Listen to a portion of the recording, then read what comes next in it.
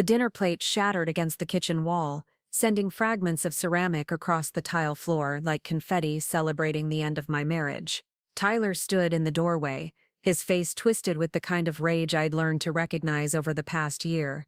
His expensive suit wrinkled from another long day at the office that probably wasn't spent at the office at all. The smell of the burnt lasagna I'd attempted to salvage still hung in the air, a testament to my exhaustion after working a 12-hour shift at the medical clinic where I served as head nurse. Before we jump back in, tell us where you're tuning. And if this story touches you, make sure you're subscribed, because tomorrow I've saved something extra special for you. This is pathetic, Rachel, Tyler snarled, gesturing at the mess on the floor and the smoking remains of dinner. 5 years of marriage, and you still can't manage something as basic as a decent meal. My mother was right about you from the beginning. I stood frozen by the kitchen island, my scrubs still damp with the sweat of a day spent caring for others, watching my husband transform into someone I barely recognized. The Tyler I'd married had been gentle, supportive, proud of my career and understanding when work ran late. This man before me seemed like a stranger wearing my husband's face. "I worked until 9 tonight, Tyler," I said quietly, my voice steady despite the trembling in my hands. Mrs. Patterson had complications after her surgery, and I couldn't leave until I knew she was stable. I tried to save dinner, but the oven timer malfunctioned. His laugh was cold, bitter, nothing like the warm sound I'd fallen in love with during our college years at UConn. Always an excuse. Always work first, marriage second.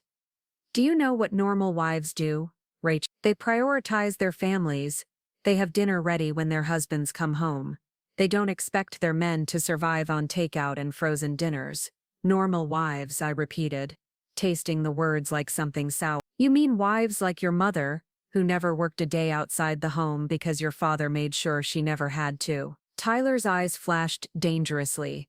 Don't you dare talk about my parents. At least they understand what commitment means. At least my mother knows how to take care of her family.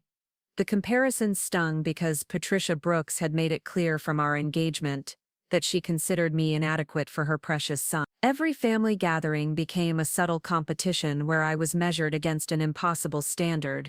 Patricia's pot roasts were legendary, her holiday spreads worthy of magazine covers, her home always immaculate, despite having raised 3 children. She'd never worked outside the home, dedicating herself entirely to being the perfect wife and mother, a role she clearly believed I was failing at miserably. Your mother didn't have student loans to pay off, I said, my voice rising slightly. She didn't work 60-hour weeks to help build a life with her husband. She married into money, Tyler. I married into debt and dreams. Remember? Tyler stepped closer, his presence suddenly intimidating in a way that made me take an unconscious step backward. Here's what's going to happen, Rachel. You're going to make a choice. Either you quit that job and start acting like a real wife, or you can pack your bags and leave, cook or leave. It's that simple. The ultimatum hung between us like a guillotine blade, sharp and fine. Tyler had been building toward this moment for months, I realized. The complaints about takeout dinners had escalated to arguments about my work schedule.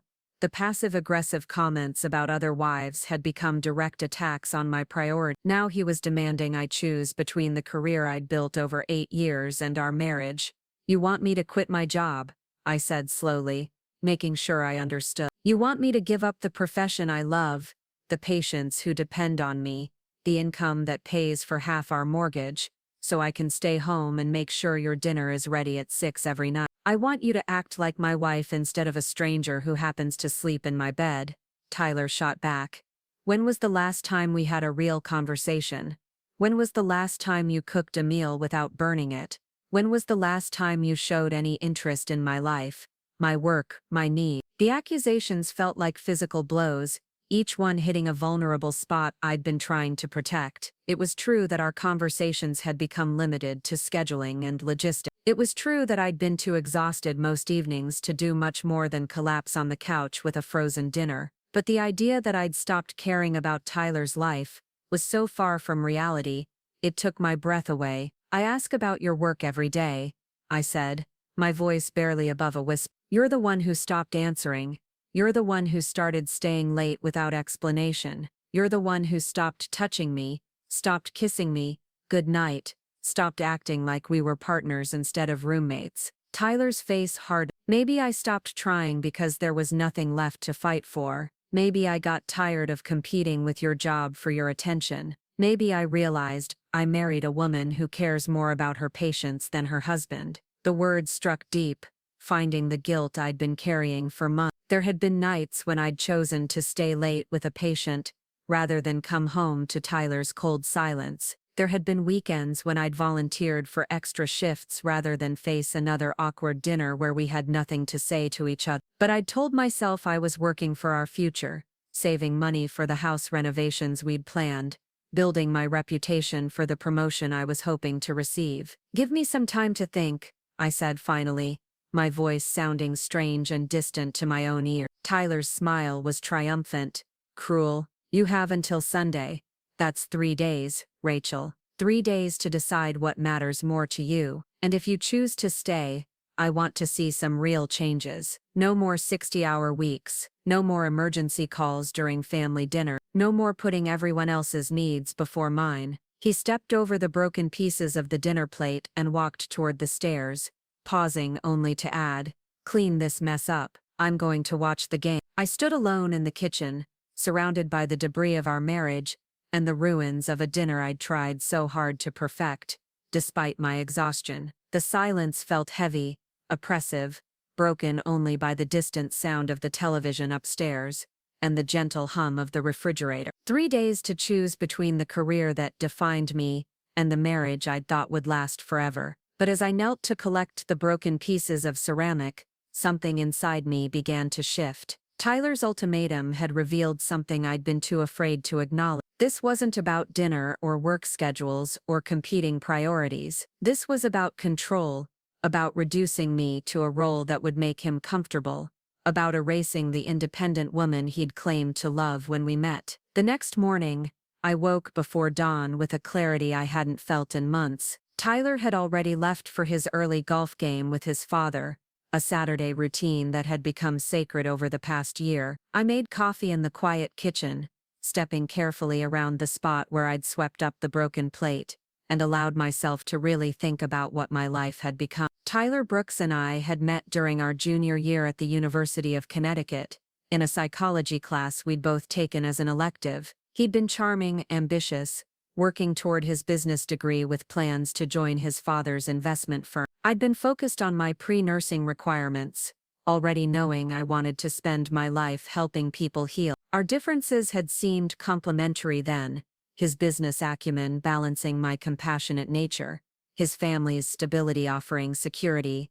I'd never known growing up with a single mother, who worked 3 jobs to keep us afloat. Tyler had been proud of my career goals during our dating year. He'd study with me through my nursing school finals, bring me coffee during my clinical rotations, bragged to his friends about his girlfriend who was saving lives. When he proposed during my final semester, kneeling in the hospital parking lot after I'd finished a particularly difficult shift in the ICU, I'd felt like the luckiest woman alive. The first year of marriage had been an adjustment period we'd both expected. Tyler was establishing himself at Brooks Investment Group, working long hours to prove himself worthy of eventually taking over from his father. I was navigating my first job as a registered nurse at Millbrook Medical Center, learning to balance the emotional weight of patient care with the technical demands of hospital protocol. We'd been tired most evenings, but we'd been tired together, supporting each other through the challenges of building our careers. When had that support turned into competition? When had Tyler started viewing my dedication to nursing as a threat to our relationship rather than an integral part of who I was? I tried to pinpoint the exact moment, but the change had been gradual, like water slowly wearing away stone until suddenly there was a canyon where there had once been solid ground. The first real crack had appeared about 18 months ago, when I'd been offered the position of head nurse in the cardiac unit. The promotion meant longer hours, more responsibility and significantly more pay. Tyler had smiled and congratulated me, but something in his eyes had shifted. He'd started making comments about other couples we knew, pointing out how the wives had scaled back their careers after marriage, how they prioritized family time over professional advancement. "Jennifer Walsh only works part-time now," he'd mentioned one evening, referring to a woman from his office, whose husband was also at Brooks Investment Group. She said it's made all the difference in their marriage. Brad comes home to a clean house and a home-cooked meal every night. I'd brushed off the comment then, thinking Tyler was just processing his own career stress, but the observations had continued, subtle at first, then increasingly pointed. Patricia Brooks had been recruited as an ally in this campaign, making seemingly innocent remarks about how different things were in her generation, how she'd always put Gerald's career first because that's what wives did. The pressure had been gradual but relentless. Tyler had started comparing me to wives whose entire identity revolved around supporting their husbands, women who'd given up their own ambitions to become perfect domestic partners. When I'd gotten home late from the hospital exhausted from dealing with medical emergencies and life-or-death decisions, Tyler would be waiting with examples of what other wives had accomplished during their days at home. Patricia Collins organized the entire charity fundraiser for the Children's Hospital, he'd say, referring to one of his mother's friends. Raised $60,000. That's the kind of thing you could do if you had more time. The implication was always clear. My career was selfish, a distraction from my real purpose as his wife. The fact that my work directly helped save lives somehow mattered less than my failure to have dinner ready when Tyler walked through the door. The money I contributed to our household, nearly 40% of our combined income, was dismissed as unnecessary since Tyler's salary could theoretically support us both. But it wasn't just about the money, and we both knew. My job gave me identity, purpose, a sense of accomplishment that had nothing to do with my relationship with Tyler. When I walked into the cardiac unit each morning, I became someone whose skills and knowledge mattered, someone who could make a difference in the world. The thought of giving that up to become a full-time wife and eventual mother felt like losing myself entirely. As I sat in our kitchen that Saturday morning, watching the sun rise over the perfectly manicured lawn Tyler insisted on maintaining, I tried to imagine what my life would look like if I accepted his ultimatum. I would quit my job,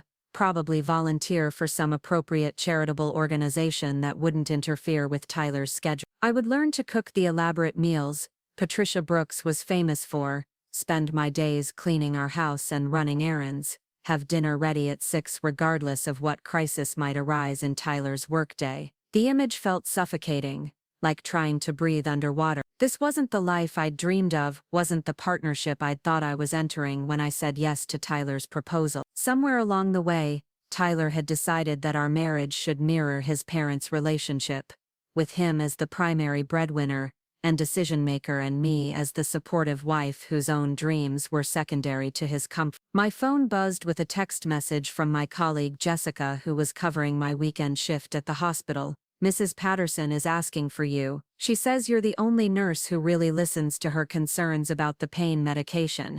Patterson was 78 years old, recovering from heart surgery, frightened and alone since her husband had passed away 2 years earlier. She'd been my patient for the past week, and we'd developed the kind of connection that reminded me why I'd chosen nursing in the first place. She trusted me to advocate for her care, to ensure her concerns were heard by the doctors, to hold her hand during the frightening moments when the monitors beeped and she wasn't sure what was happening to her body. If I quit my job, Mrs. Patterson would become someone else's responsibility. The teenage boy recovering from a car accident, who'd told me I was the first adult to really hear him when he talked about his fears, would have to build trust with a different nurse. The young mother facing cancer treatment, who relied on me to explain procedures in terms she could understand, would lose an advocate who'd taken the time to learn about her family situation. But it wasn't just about the patients, though they mattered immensely. It was about the woman I'd worked so hard to become,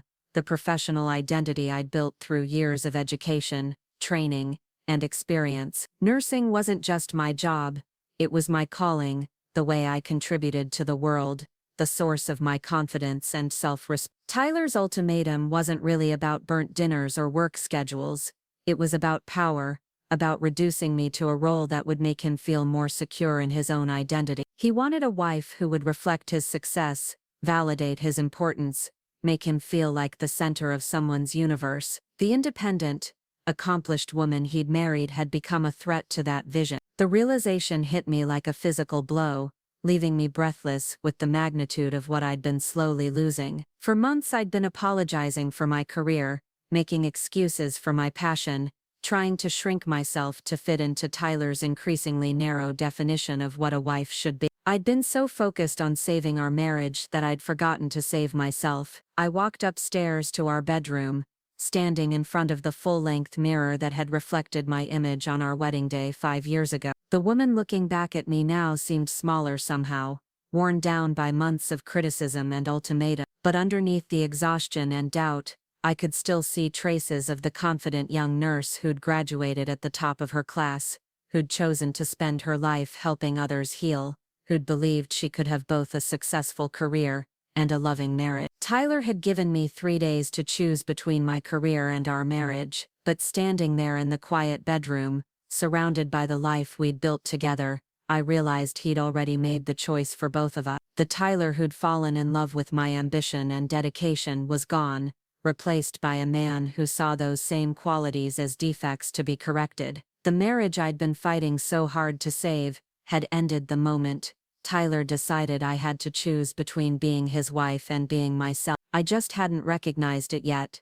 My laptop sat on the desk by the window, and I opened it with hands that trembled slightly as I began to research divorce attorneys in the Hartford area. I wasn't ready to take that step yet, but I needed to understand my options, to know what my life might look like if I chose myself over Tyler's ultimatum. The search results showed several highly rated family law firms, but one name caught my attention: Victoria Hayes, described as specializing in high-conflict divorces involving professional women. Her website featured testimonials from clients who'd successfully protected their careers and assets during difficult separations. I bookmarked her information, not quite ready to make the call but knowing I might need to sit. Tyler returned from golf around noon, his cheeks flushed from the cool October air, and what I suspected was more than one drink at the clubhouse with his father. He seemed surprised to find me still in my pajamas, laptop open on the kitchen table. "Rough night?" he asked, his tone suggesting he thought I'd been crying over his ultimatum. "Just thinking," I replied, closing the laptop. "Did you have a good game?" Tyler's expression shifted, becoming guarded. "Fine. Dad and I talked about some business stuff. He thinks it's time for me to take on more responsibility at the firm." There was something in his voice, a defensiveness that made me look at him more closely. Gerald Brooks had been promising Tyler increased responsibility for years, always finding reasons to delay the transition. The Brooks Investment Group was Gerald's kingdom, and he seemed reluctant to share power even with his own son. "That's great," I said carefully. "What kind of increased responsibility?" Tyler turned away, opening the refrigerator and staring into it, as if the contents might reveal some hidden truth. "Just more client interaction, maybe some of the smaller accounts to start with." The vagueness bothered me, but I'd learned not to push when Tyler became evasive about work. His relationship with his father was complicated, filled with pressure to live up to impossible expectations, while being treated like a junior employee despite his business degree and 5 years of experience. "Are you hungry?" I asked, standing up from the table. "I could make sandwich." Tyler's laugh was sharp, reminded me of the broken plate from the night before. "Sandwiches, right, that's exactly what I mean, Rachel. Other wives are making roasts and casseroles, and you're offering sandwich." The criticism stung, but this time I felt something different underneath the hurt. Anger, maybe, or just exhaustion with the constant comparison to other women's domestic achievements. "I'm trying, Tyler. I worked 12 hours yesterday, and I'm tired." "You're always tired," he said, slamming the refrigerator door. "You're always working, always exhausted, always too busy for anything that matters to me." "Your dinner matters to me," I said, my voice rising slightly. "Our house matters to me." Preparing and narrating this story took us a lot of time, so if you are enjoying it, subscribe to our channel. It means a lot to us. Now back to the story. "You matter to me, but my work matters too, and I shouldn't have to apologize for that." Tyler stared at me for a long moment, his expression unreadable. "Have you thought about what I said? About making a choice?" The question hung between us, and I realized this was my opportunity to tell him I'd been researching divorce attorneys, to explain that his ultimatum had revealed the fundamental incompatibility between us. Instead, I heard myself saying, "I'm still thinking." Tyler nodded, seeming satisfied with my answer. "Good. Take your time. But remember, Rachel, marriages require sacrifice. Real commitment means putting your partner's needs first sometimes." He left the kitchen then, heading upstairs to change clothes, and I stood alone trying to process what he'd said. Sacrifice. Commitment. Putting your partner's needs first. All concepts I understood and had practiced throughout our marriage, but somehow, in Tyler's interpretation, only my sacrifices counted. Only my commitment was questioned. Only my ability to put his needs first was found lacking. I thought about the sacrifices Tyler had made for our marriage, and realized I couldn't identify any. He'd never missed a golf game with his father for my work events. He'd never turned down business trips to support me through difficult periods at the hospital. He'd never compromised his career goals to accommodate my schedule or my dreams.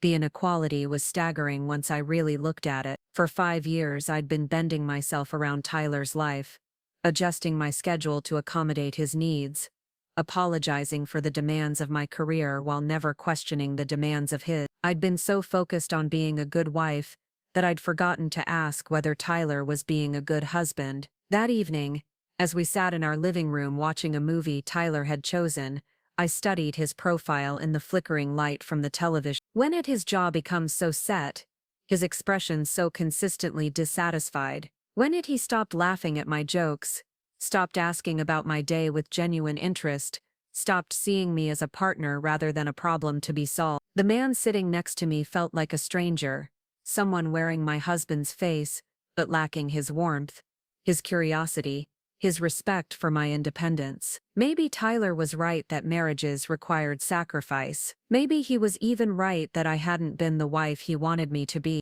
but I was beginning to understand that the wife he wanted wasn't someone I could become without losing everything that made me who I was. The next morning was Sunday, Tyler's deadline for my decision. I woke before him, slipping out of bed to make coffee and sit in the pre-dawn quiet of our kitchen. Through the window I could see the Brooks family home across the street, a massive colonial, where Patricia and Gerald had raised their children, and where Sunday dinners were still mandatory events for the extended family. In a few hours, Tyler and I would walk across that street for Patricia's famous pot roast, served precisely at 2 o'clock with homemade rolls and vegetables from her garden. The meal would be perfect. The conversation would revolve around Gerald's business successes and Tyler's prospects, and I would be subtly reminded of all the ways I failed to measure up to the Brooks family standard. Patricia would ask pointed questions about my work schedule, suggesting with maternal concern that I seemed tired lately. Gerald would make comments about the importance of family stability and building a successful career, glancing meaningfully at Tyler as if to suggest that a distracted husband couldn't perform at his best. Tyler would sit quietly through these exchanges, neither defending me nor acknowledging that his parents' constant criticism might be contributing to the strain in our marriage. As I sat in the morning silence, I realized I couldn't face another Sunday dinner filled with passive-aggressive attacks on my career and my worth as a wife. I couldn't pretend everything was fine while Tyler's family systematically undermined my confidence and his respect for me. Most importantly, I couldn't give Tyler the answer he was expecting, the surrender he'd demanded in exchange for a peace that would require me to abandon everything I'd worked to become. My phone rang, interrupting my thoughts. The caller ID showed Millbrook Medical Center, and my heart jumped with concern for my patients. "Rachel, I'm so sorry to bother you on your day off," said Dr. Martinez, the head of our cardiac unit. "We have a situation with Mrs. Patterson. She's refusing to take her medication, says she'll only talk to you. I know it's your weekend, but could you possibly come in for an hour, just to calm her down and get her back on track with treatment?" Mrs. Patterson, the elderly woman who'd been asking for me yesterday, the patient who trusted me, who relied on me to advocate for her care and explain what was happening to her body. Dr. Martinez was asking me to come in on my day off, to prioritize a patient's needs over my personal time. Exactly the kind of dedication to my career that Tyler had been criticized. "I'll be there in 30 minutes, I said without hesitation. Tyler appeared in the kitchen as I was gathering my keys and purse, his expression immediately shifting to the familiar irritation I'd learned to dread. "Where are you going?" "We have dinner at my parents' in a few hours," the hospital called. "Mrs. Patterson is having complications and she's asking for me specifically. I'll be back in time for dinner." Tyler's face darkened. "Are you serious right now? It's Sunday, Rachel. It's supposed to be our day together, our family time. Can't someone else handle one patient?" The question revealed everything about the gulf between us. Tyler couldn't understand that Mrs. Patterson wasn't just one patient, but a frightened elderly woman who'd placed her trust in me. He couldn't see that my willingness to come in on my day off wasn't about choosing work over family but about honoring the responsibility I'd accepted when I became a nurse. "She's scared, Tyler. She doesn't trust anyone else right now, and if she won't take her medication, she could have serious complications." "And what about my needs?" Tyler's voice rose. "What about our marriage?" "This is exactly what I'm talking about, Rach. You'll drop everything for a stranger, but you can't even commit to staying home for your own husband." The accusation was so unfair, so blind to the reality of what my job entailed, that I felt something snap inside me. Mrs. Patterson isn't a stranger. She's a person who needs help, and I have the skills to help her. "That's not a betrayal of our marriage, Tyler. That's who I am." "Then maybe that's the problem," Tyler shot back. "Maybe who you are isn't compatible with being married to me." The words hung in the air between us, and I realized Tyler had just given me the answer I'd been searching for. Not the ultimatum he'd intended, but a moment of clarity that cut through months of confusion and self-doubt. "Maybe you're right," I said quietly. Tyler's expression shifted, surprise replacing anger. "What?" "Maybe who I am isn't compatible with being married to you. Maybe the problem isn't that I'm a bad wife, but that we want different things from marriage." I walked toward the door, pausing only to look back at Tyler one more time. "I'm going to help Mrs. Patterson. When I get back, we need to talk." The drive to the hospital felt different somehow, as if I was moving towards something instead of running away. Miss Patterson's face lit up when she saw me, and the relief in her eyes reminded me why I'd chosen this profession, why no amount of criticism or ultimatums could make me abandon the calling that defined me. "I knew you'd come," she said, reaching for my hand. "I told them you'd understand." As I sat with Mrs. Patterson, explaining her medication schedule and listening to her fears about going home alone, I felt the last pieces of my marriage to Tyler Brooks falling away. Not with sadness or regret, but with the quiet certainty that comes from finally understanding what you're not willing to sacrifice. When I returned home 3 hours later, Tyler was waiting in the living room, still dressed for Sunday dinner at his parents' house. His expression was expectant, as if he believed my absence had somehow proven his point about my misplaced priorities. "How was your patient?" he asked, the words dripping with sarcasm. "She's stable now, ready to continue her treatment." Tyler nodded, standing up from the couch. "Good. Now we can focus on our conversation. Have you made your decision, Rachel?" I looked at my husband, really looked at him, seeing clearly for the first time in months the man he'd become. The ultimatum, the constant criticism, the demand that I choose between my career and our marriage, it had all been leading to this moment. "Yes," I said, "I have." Tyler's face went through a series of expressions as he processed my words. First confusion, then something that looked almost like relief, followed quickly by the anger I'd learned to recognize over the past year. "What exactly does that mean, Rachel? You've made your decision." I set my purse down on the coffee table, taking a moment to center myself before delivering the words that would change everything. "It means I'm not quitting my job, Tyler. It means I'm choosing to remain the woman you fell in love with, even if that's not the woman you want me to be now." The silence stretched between us like a chasm. Tyler ran his hands through his hair, a gesture I'd once found endearing, but now recognized as a sign of his growing frustration with anything that didn't go according to his plan. "So you're choosing your job over our marriage," he said finally, his voice flat and cold. "I'm choosing myself over your ultimatum," I corrected. "There's a difference." Tyler's laugh was bitter, familiar.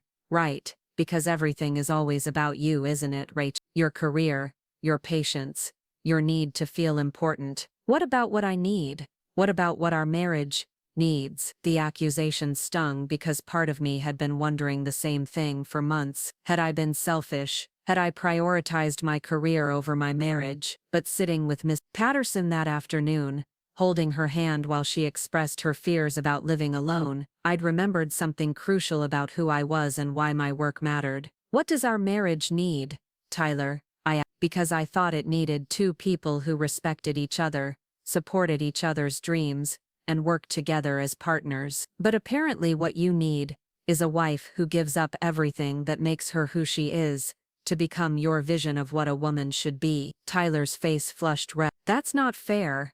I've supported your career for 5 years. You supported it when it was convenient for you, I said, surprised by the steadiness in my own voice. When my schedule didn't interfere with your dinner plans or your parents' expectations. But the moment my success started making you uncomfortable, the moment other people started questioning why your wife worked such long hours, you decided my career was the problem. Other people don't question anything, Tyler snapped. I question why my wife cares more about strangers than her own husband. The words hit their intended target, but instead of the guilt I'd felt for months, I experienced something new: clarity.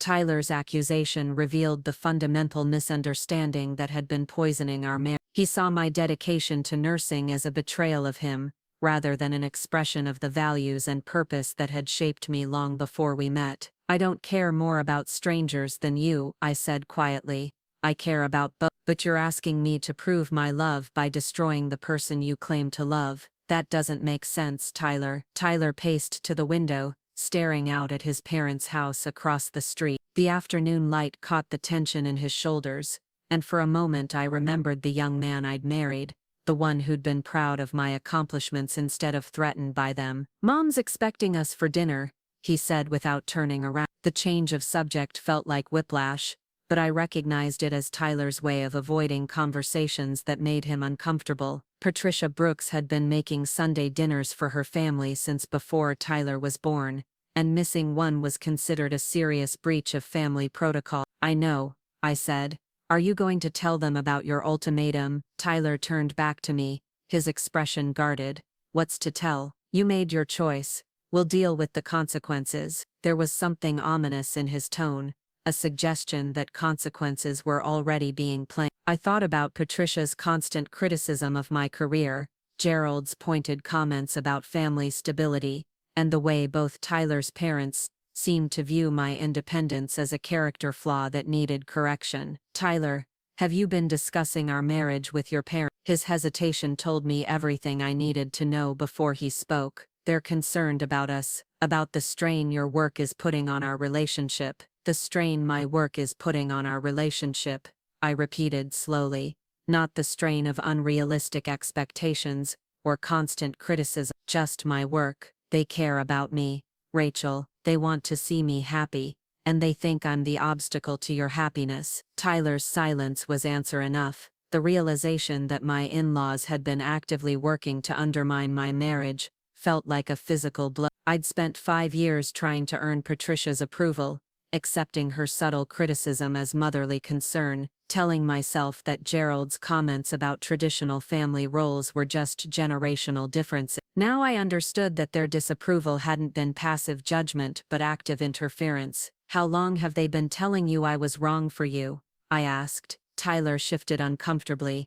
They never said you were wrong for me. They just think marriage requires compromise, and that maybe you haven't been willing to compromise enough. The careful phrasing told me these weren't Tyler's words, but his parents, repeated so often he'd begun to believe. I wondered how many of our recent arguments had been influenced by Patricia's opinions about what wives should prioritize, how many of Tyler's complaints about my cooking had echoed his mother's casual observations about my domestic failures. What kind of compromises have you made, Tyler? I asked. What have you given up for our marriage? The question seemed to catch him off guard. He opened his mouth to respond, then closed it again, searching for an answer that apparently didn't exist. I work hard to provide for us, he said finally. You work hard because you love your career and you're ambitious. That's not a compromise, Tyler. That's pursuing your own goals. Everything I do is for our future, he insisted. Everything you do is for your future, I correct. A future where I fit into a very vivid role that has nothing to do with who I actually am. Tyler's expression hardened again, the brief vulnerability disappearing behind familiar defensiveness. You know what, Rachel? Maybe you're right. Maybe we do want different things. Maybe this marriage was a mistake from the beginning. The words should have devastated me, but instead, I felt an unexpected sense of relief.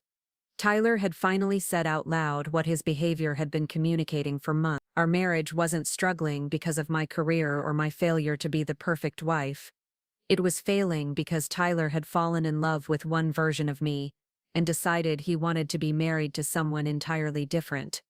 Maybe it was, I agreed softly. Tyler stared at me, clearly surprised by my calm acceptance of his statement. So what are you saying? You want a divorce? The word hung between us like a bridge. I wasn't sure I was ready to cross. Divorce meant admitting that 5 years of marriage, years of trying to build a life together, had been built on a foundation that couldn't support the weight of our different dreams. I'm saying I can't be the woman you want me to be, I said. And you can't be the husband I need you to be. Maybe we're both just incompatible. Tyler was quiet for a long moment, processing the finality in my words. When he spoke again, his voice carried a coldness I'd never heard before. Fine, but don't expect this to be easy, Rach. Don't expect me to just walk away and pretend the last 5 years didn't happen. There was something threatening in his tone, a suggestion that Tyler didn't plan to handle our separation with grace or fairness. I thought about our joint bank accounts, our shared assets, the house we'd bought together with money from both our careers. Tyler's family had connections throughout Millbrook's legal and business community. If he wanted to make divorce proceedings difficult for me, he certainly had the resources to do it. I don't expect anything to be easy, I said. But I do expect it to be fair. Tyler's smile was sharp, unpleasant. Fair is a matter of perspective, isn't it? Before I could respond, his phone buzzed with a text message. Tyler glanced at the screen, and his expression shifted subtly. Mom wants to know if we're still coming to dinner. She's worried because we're late. I looked at the clock on the mantel, realizing we'd been talking for over an hour. Patricia's Sunday dinners started at exactly 2 o'clock, and it was now almost 3:30. In the Brooks family hierarchy, tardiness was considered almost as serious an offense as missing dinner entirely. You should go, I said. Tell them I wasn't feeling well. Tyler studied my face, perhaps looking for signs of the emotional breakdown he'd expected. What are you going to do? I'm going to think, I said. About what comes next. Tyler nodded curtly, gathering his keys and wallet. At the door he paused without turning around. You know this is going to destroy you, right? Fighting me. Fighting my family. We have resources you can't even imagine, Rachel. Connections you'll never have access to. You think your little nursing salary is going to be enough to rebuild your life. The threat was clear, designed to frighten me into reconsidering my decision. But instead of fear, I felt something unexpected: determination. Tyler had just revealed that he and his family viewed our potential divorce as a war to be won rather than a relationship to be ended with dignity. I guess we'll find out, I said. After Tyler left, I sat in our living room surrounded by the remnants of our life together. Wedding photos smiled down from the mantel, capturing a younger version of myself who'd believed in forever. The furniture we'd chosen together, the books we'd shared, the art we'd collected during happier times. Everything felt like evidence of a story that had ended before I'd realized the final chapter was being written. My phone rang, jolting me from my thoughts. The caller ID showed my mother's number, and I realized I hadn't spoken to Carmen Martinez in over 2 weeks. Nisha, how are you?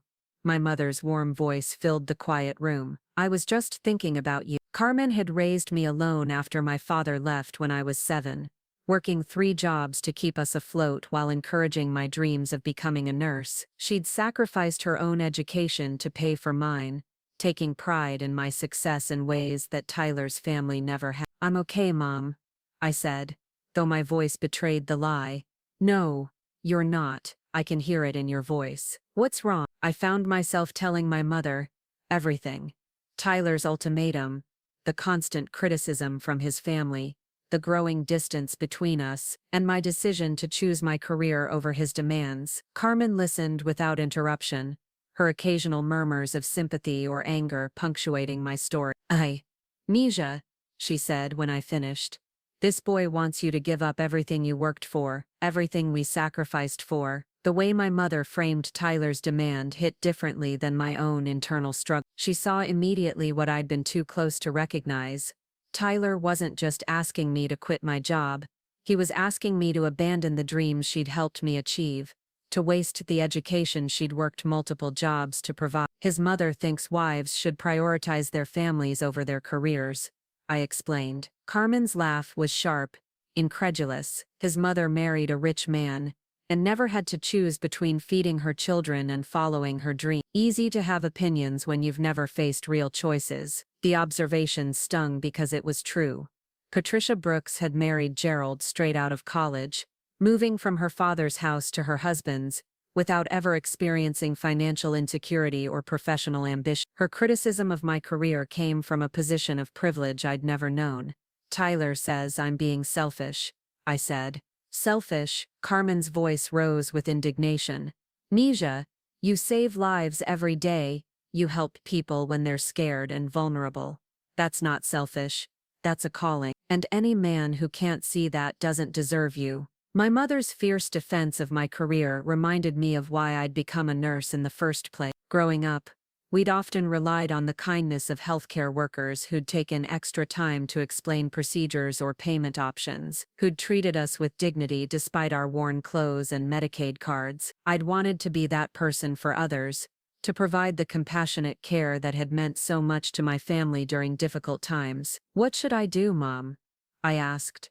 You should protect yourself, Carmen said without hesitation. If this boy is threatening to make things difficult, you need to be ready. You need a good lawyer, someone who understands what you're dealing with. My mother's pragmatic advice reminded me that I wasn't just ending a marriage, but potentially entering a legal battle with people who had significantly more resources than I did. Tyler's threat about his family's connections hadn't been idle posture. Gerald Brooks knew everyone who mattered in Millbrook's business community, and Patricia was involved in every important charitable organization in town. If they decided to wage war against me, I needed to be prepared. I love you, Misha, Carmen said before we hung up. And I'm proud of the woman you've become. Don't let anyone make you smaller than you are. After ending the call with my mother, I spent the rest of the afternoon researching divorce attorneys online. Victoria Hayes, the lawyer I'd bookmarked earlier, specialized in high-conflict divorces involving professional women. Her website included testimonials from clients who'd successfully protected their careers and assets, despite facing intimidation from wealthy spouses. One testimonial particularly caught my attention. Victoria helped me understand that my husband's threats were designed to frighten me into accepting an unfair settlement. She taught me to document everything and prepare for the possibility that the man I'd married might become someone I didn't recognize during divorce proceedings. The words felt prophetic, describing exactly what I feared might happen with Tyler. The man who'd issued ultimatums and threats bore little resemblance to the supportive partner I'd married, and I suspected the divorce process might reveal even more unpleasant aspects of his character. I was still reading legal websites when Tyler returned home around 8 o'clock. His face was flushed from what I assumed was wine with dinner, and his expression carried the self-righteous satisfaction I'd learned to associate with his parents' validation of his opinions. How was dinner? I asked, closing my laptop. Enlightening, Tyler said, loosening his Mom and Dad had some interesting perspectives on our situation. The formal way he referred to our marriage crisis as our situation told me everything I needed to know about how the Brooks family viewed my decision to keep my job. I'm sure they did, I said carefully. Tyler sat down across from me, his posture suggesting he was about to deliver a prepared speech. They think you're having some kind of crisis, some kind of feminist awakening that's making you forget what's really important. The phrase feminist awakening dripped with disdain, as if wanting equality in my marriage was a character defect rather than a reasonable expectation. And what do you think is really important, Tyler? Family, he said. Immediately. Commitment. Understanding that marriage is about building something bigger than yourself, not pursuing your own selfish interests. The irony of Tyler lecturing me about selfishness while demanding I abandon my career for his comfort was almost amusing. I wondered if he could hear the contradiction in his own words, or if the Brooks family echo chamber had made him genuinely believe that only my sacrifices counted as evidence of commitment. Did your parents suggest any specific ways I should demonstrate my commitment to our marriage? I asked. Tyler's expression became cautious, as if he sensed a trap in my question. They think you should take some time to really consider what you're throwing away. What we're throwing away. Time, I repeated. How much time? They've offered to let you stay at their guest house for a few weeks, to give you space to think without the pressure of work and daily responsibilities. The suggestion was so transparently manipulative that I almost laughed. Patricia and Gerald wanted to isolate me from my support systems, surround me with their influence, and wear down my resistance through constant exposure to their version of what marriage should look like. They want me to move out of our house and into their guest house so I can think about whether I want to save our marriage, I said slowly. They want to help, Tyler insisted. They care about both of us. They want to control me, I correct. They want to remove me from my normal environment and subject me to weeks of their version of marriage counseling. Tyler's face hardened. Everything is always a conspiracy with you, isn't it, Rachel? People can't just care about our relationship without having some ulterior motive. People who cared about our relationship would encourage us to work together to solve our problems, I said. They wouldn't suggest separating me from my job and my support system to pressure me into submission. The word submission hung in the air between us, and I realized it perfectly captured what Tyler and his family actually wanted from me. Not compromise or partnership, but complete surrender to their vision of what my role should be. Tyler stood up abruptly, his face flushed with anger. You know what, Rachel? I'm done trying to save this marriage. If you want to throw away 5 years for your precious career, that's your choice, but don't expect me to make it easy for you. The threat I'd heard earlier was back, clearer now and more specific. Tyler wasn't just angry about my decision, he was planning to punish me for it. What exactly does that mean? I asked. Tyler's smile was cold, calculating. It means you're about to learn what happens when you go to war with the Brooks family. It means you're going to discover that your little nursing salary and your stubborn independence aren't going to be enough to protect you from the consequences of your choices. Before I could respond, Tyler headed toward the stairs, pausing only to deliver one final threat. Dad's lawyer is Richard Sterling. Ever heard of him? He's handled divorces for half the wealthy families in Connecticut. He doesn't lose, Rachel, and he especially doesn't lose to people who think they can take advantage of the Brooks family's generosity. Sterling. The name was familiar from newspaper articles about high-profile divorces, cases where powerful men had successfully protected their assets while leaving their ex-wives with minimal settlement. Gerald Brooks wasn't just threatening to make my divorce difficult. He was bringing in someone with a reputation for destroying financially weaker opponents. After Tyler went upstairs, I sat in the growing darkness of our living room,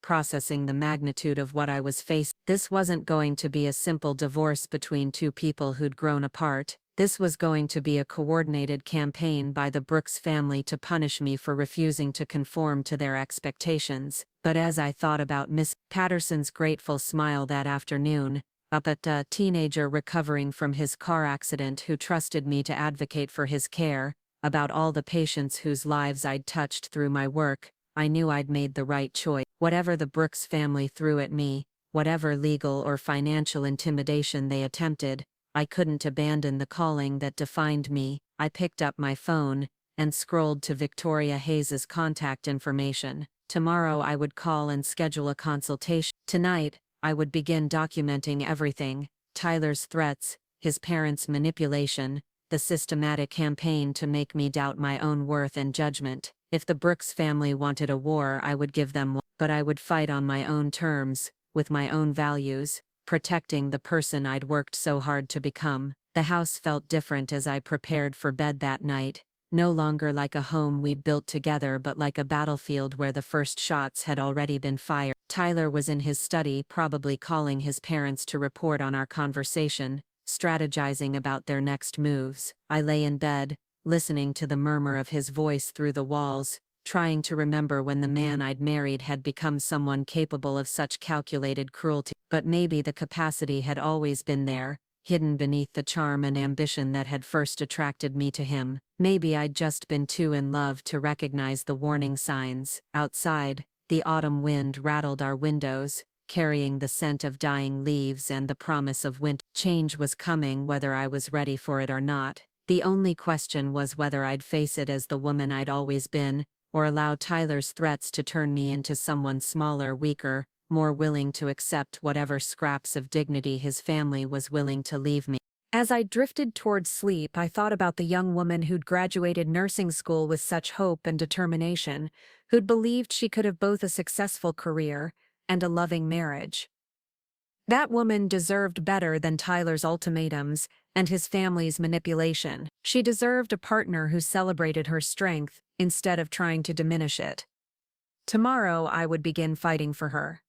Tonight, I would mourn the marriage that had never really existed, and prepare for the battle that was surely coming. Victoria Hayes' law office occupied the top floor of a sleek glass building in Hartford's legal district, its panoramic windows offering views of the Connecticut River and the city's financial center. The receptionist led me through a corridor lined with awards and news clippings, documenting high-profile cases, each one representing someone who'd faced seemingly impossible odds and emerged victorious. Victoria herself was nothing like I'd expected. Instead of the stern, intimidating figure I'd imagined, she was a petite woman in her early 50s with silver-streaked hair and warm brown eyes that missed nothing. Her handshake was firm, her voice confident but kind as she invited me into her office. "Tell me what brought you here today, Rachel," she said, settling behind a desk covered with legal briefs and family photos. The normalcy of those pictures, children at graduation ceremonies, family vacations, anniversary celebrations, reminded me that even in the midst of legal warfare, life continued. I found myself pouring out the entire story, from Tyler's ultimatum to his family's manipulation, to the threats about Richard Sterling and the Brooks family's resources. Victoria listened without interruption, occasionally making notes on a yellow legal pad, her expression growing more serious as I detailed the systematic campaign to undermine my confidence and independence. "How long has your husband been making these threats about financial consequences?" she asked when I finished. "Since Sunday night. 3 days ago." Victoria nodded, her pen moving across the page. "And you mentioned your mother-in-law suggested you stay in their guest house to think things over. That's actually a common tactic in cases like this. Isolation from support systems, constant exposure to pressure and criticism, designed to wear down resistance." The clinical way she described Patricia's offer made my stomach clench. I'd suspected manipulation, but hearing it explained as a recognized strategy made the Brooks family's behavior seem even more calculated and cruel. "What about Richard Sterling?" I asked. "Tyler said he doesn't live." Victoria's expression shifted slightly, a mixture of professional respect and personal distaste. "Richard is very good at what he does. He specializes in protecting wealthy clients' assets through intimidation and procedural warfare.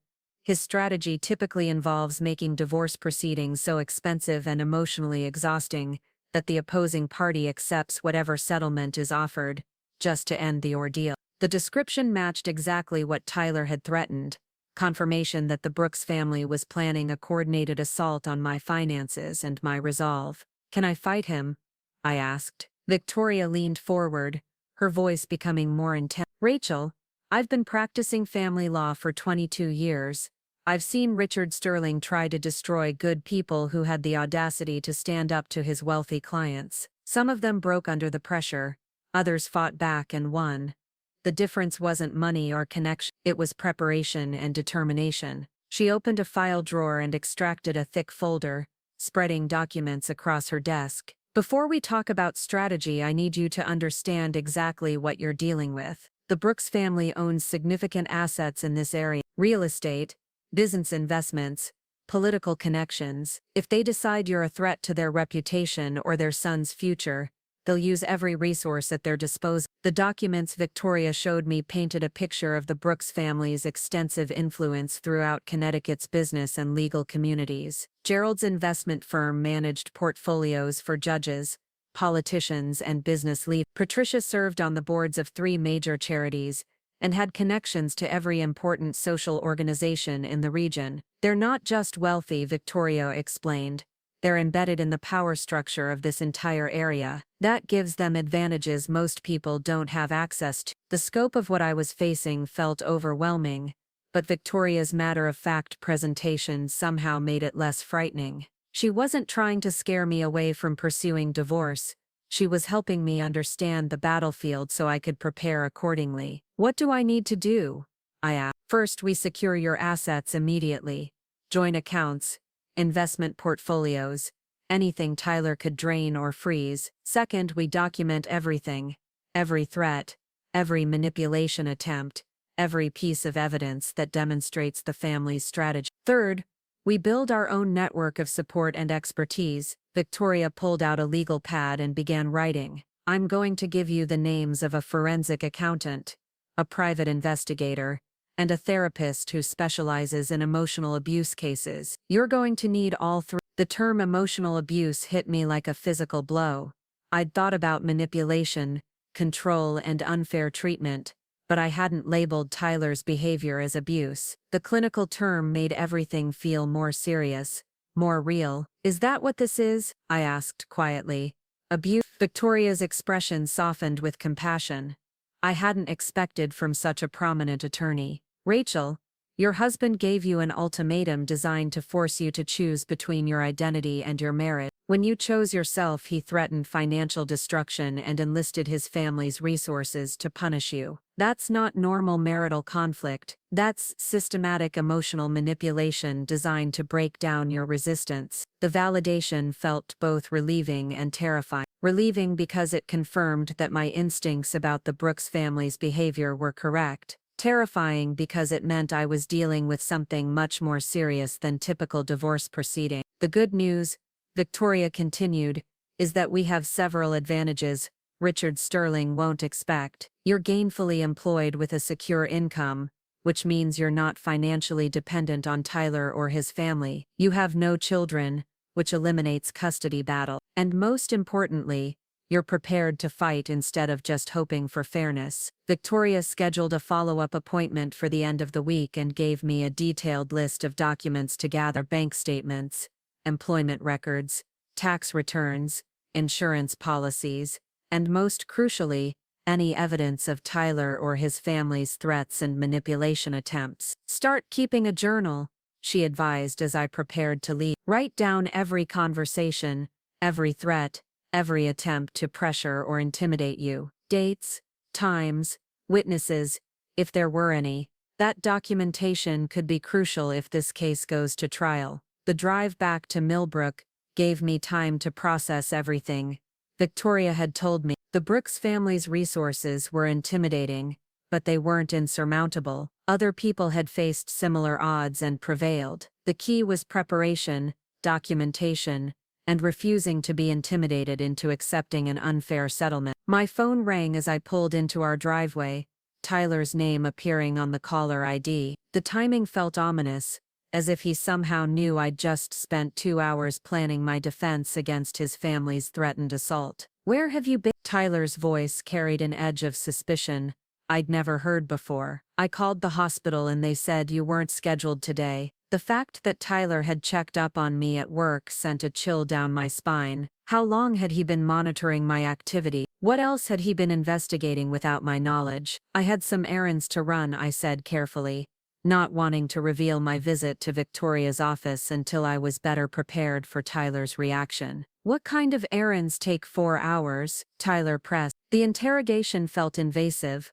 controlling in a way that made me realize how much of Tyler's behavior I'd been excusing as normal concern. Partners shouldn't have to account for every hour of their day, shouldn't be subjected to suspicious questioning about routine activity. Personal errands, I said firmly. I'll be home soon. Tyler was waiting in the kitchen when I arrived, his expression a mixture of anger and calculation, that reminded me uncomfortably of his father's political fate. The resemblance between Tyler and Gerald had become more pronounced over the past few days, as if Tyler was channeling his father's approach to handling obstacles. "We need to talk," Tyler said without preamble. "About what? About your future? About what happens next if you insist on pursuing this divorce?" The formal tone made it clear this wasn't going to be a conversation between husband and wife, but rather a negotiation between opposing parties. Tyler had apparently decided that if he couldn't intimidate me into submission, he would try to negotiate terms that favored his position. "I'm listening," I said, taking a seat at our kitchen table where we'd shared so many meals during happier times. Tyler remained standing, a power position that I suspected he'd learned from watching his father conduct business meetings. "Dad's attorney has reviewed our financial situation, the house, the investment accounts, the retirement funds we've built together. You need to understand what you'll be giving up if you force this into a legal battle." The suggestion that I would be giving up assets that were legally half mine revealed how Tyler and his family viewed our marriage. In their minds, everything we'd built together belonged primarily to Tyler, with my contributions being secondary and conditional. "Those are marital assets," I said. "I'm entitled to half of everything we accumulated during our marriage." Tyler's smile was patronizing, the expression of someone explaining simple concepts to a child. "Entitled and actually receiving are two different things, Rachel. Legal battles are expensive, attorney fees, court costs, expert witnesses. By the time everything is settled, there might not be much left to divide." The threat was clear. The Brooks family would make divorce proceedings so costly that I'd exhaust my resources fighting for what was legally mine. It was exactly the strategy Victoria had warned me about, designed to force me into accepting whatever settlement they offered rather than facing financial ruin. "And what alternative are you proposing?" Tyler pulled out a folder I hadn't noticed him carrying, spreading several documents across the table. "Dad's attorney drew up a preliminary separation agreement. Very reasonable terms considering the circumstances." I scanned the papers quickly, my heart sinking as I absorbed the detail. According to the proposed agreement, I would receive a lump sum payment of $50,000 in exchange for releasing all claims to our house, our investment accounts, and Tyler's future earnings. The amount was less than a quarter of what my half of our marital assets should be worth. "This is ridiculous," I said, pushing the papers back toward Tyler. "You're offering me a fraction of what I'm legally entitled to." "I'm offering you a way to end this cleanly," Tyler corrected. "Without years of legal fees, without destroying both our reputations, without the kind of public spectacle that could damage your nursing career." The last threat was particularly insidious,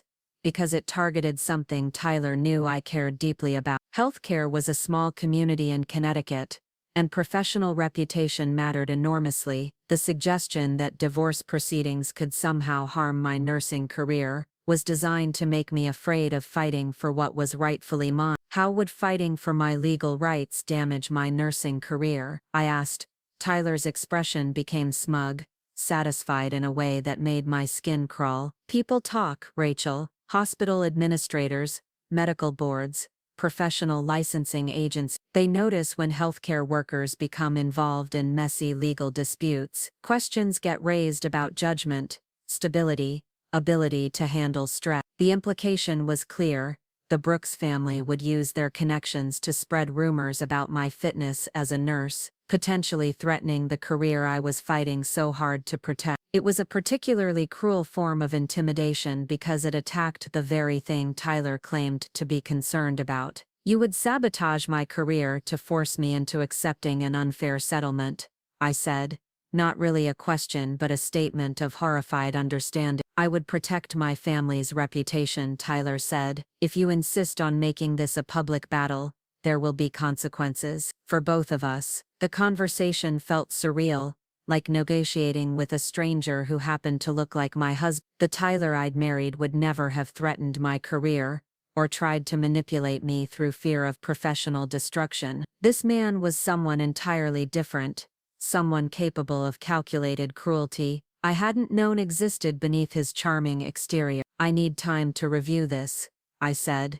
gathering the papers. Of course, Tyler said, his tone suggesting he believed time would work in his favor. But don't take too long, Rachel. Dad's attorney wants to file preliminary paperwork by the end of the week. After Tyler left for what he claimed was a business dinner, I spread the separation agreement across our dining room table and read through every clause carefully. The terms were even worse than my initial assessment. Beyond the inadequate financial settlement, the agreement included clauses that would prevent me from discussing our marriage publicly, limit my ability to seek additional legal remedies, and essentially gag me from talking about the Brooks family's behavior. I photographed every page of the document and sent them to Victoria's office, with a message explaining Tyler's threats about my nursing career. Her response came within an hour.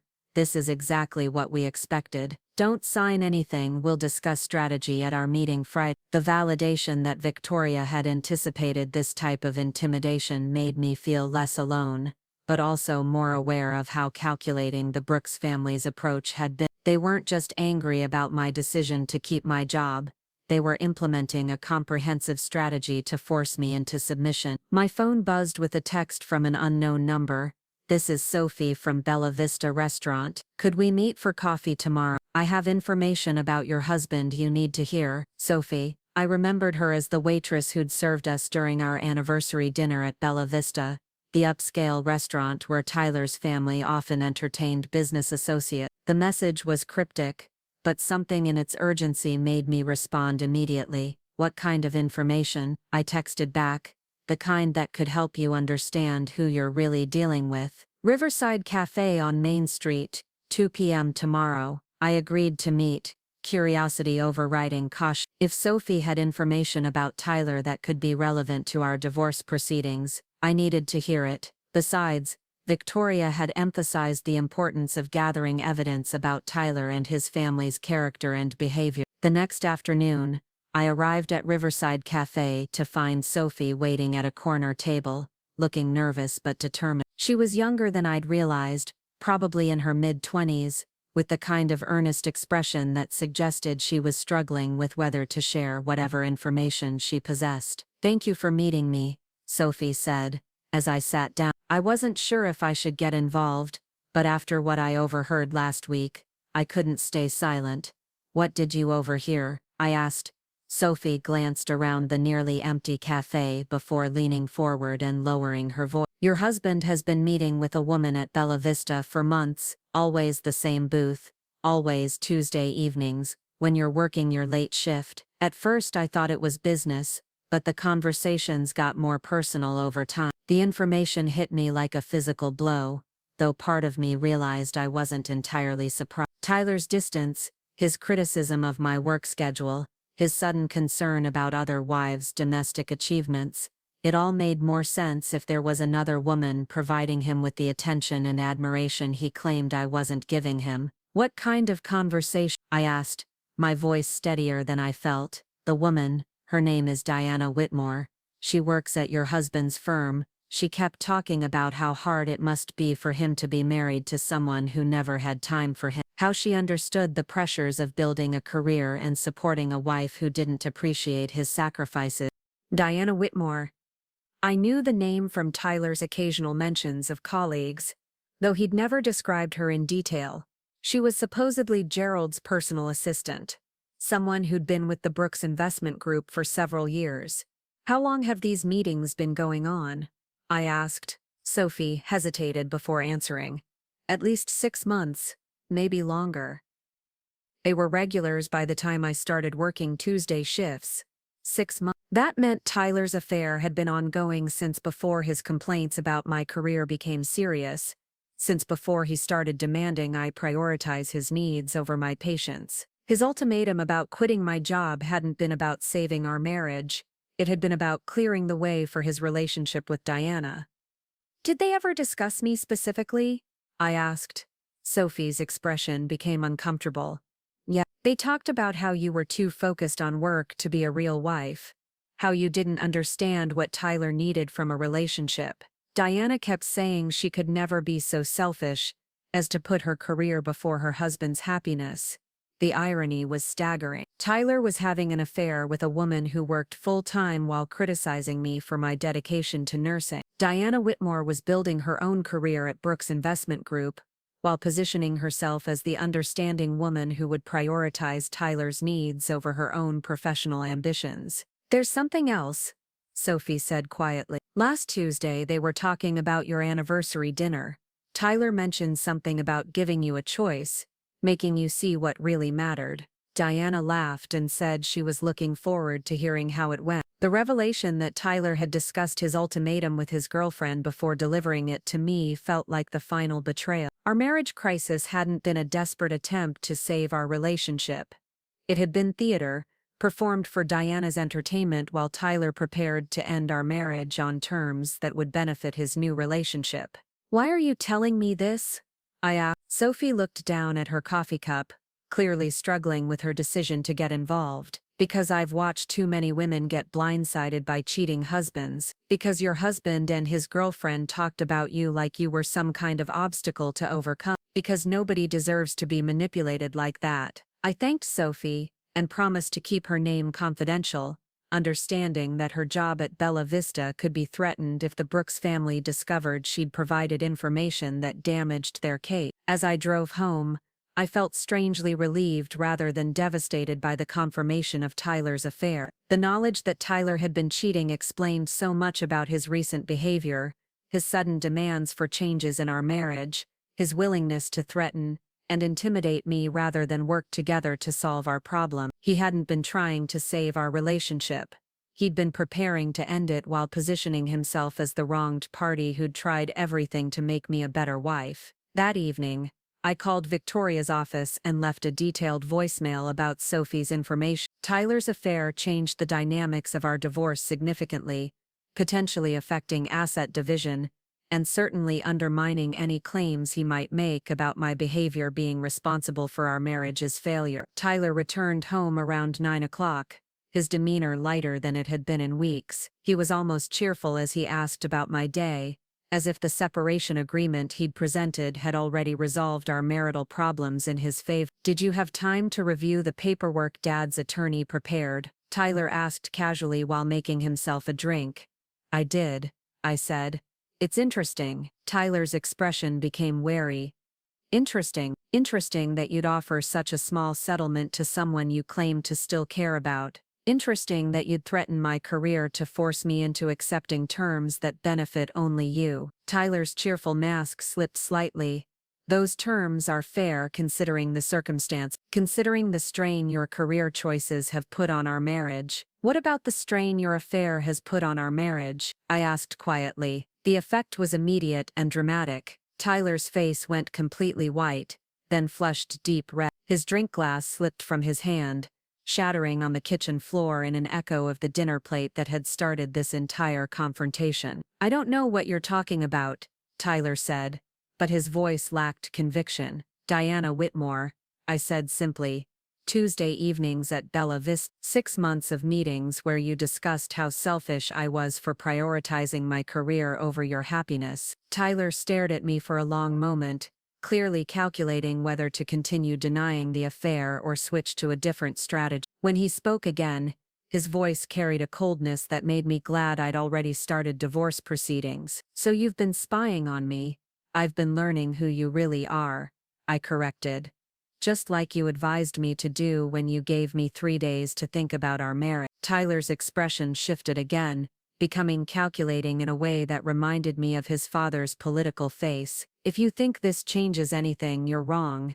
Diana has nothing to do with the problems in our marriage, the problems that existed long before I met her." The admission that the affair had indeed been going on was almost casual, as if Tyler believed his infidelity was irrelevant to our divorce proceeding. The audacity was breathtaking, but it also confirmed everything I'd suspected about how the Brooks family viewed accountability and consequences. "Actually, it changes everything," I said. "Connecticut is a no-fault state, but adultery still affects asset division and alimony determination, especially when the cheating spouse has been hiding assets and threatening the other party's career." Tyler's confident expression faltered as he realized I'd been doing my own research, consulting with professionals who understood how to protect my interests. The helpless wife he'd expected to intimidate into accepting an unfair settlement was proving to be more resourceful than he'd anticipated. "You think you're so smart," Tyler said, his voice rising with frustration. "You think having some information gives you power. But you have no idea what you're up against, Rachel. This family has been handling difficult situations for generations. We know how to protect what's ours." The threat was clear, but it no longer carried the paralyzing fear Tyler intended. I'd spent the past week building my own support network, gathering evidence and preparing for exactly this type of intimidation. Instead of being frightened by Tyler's threats,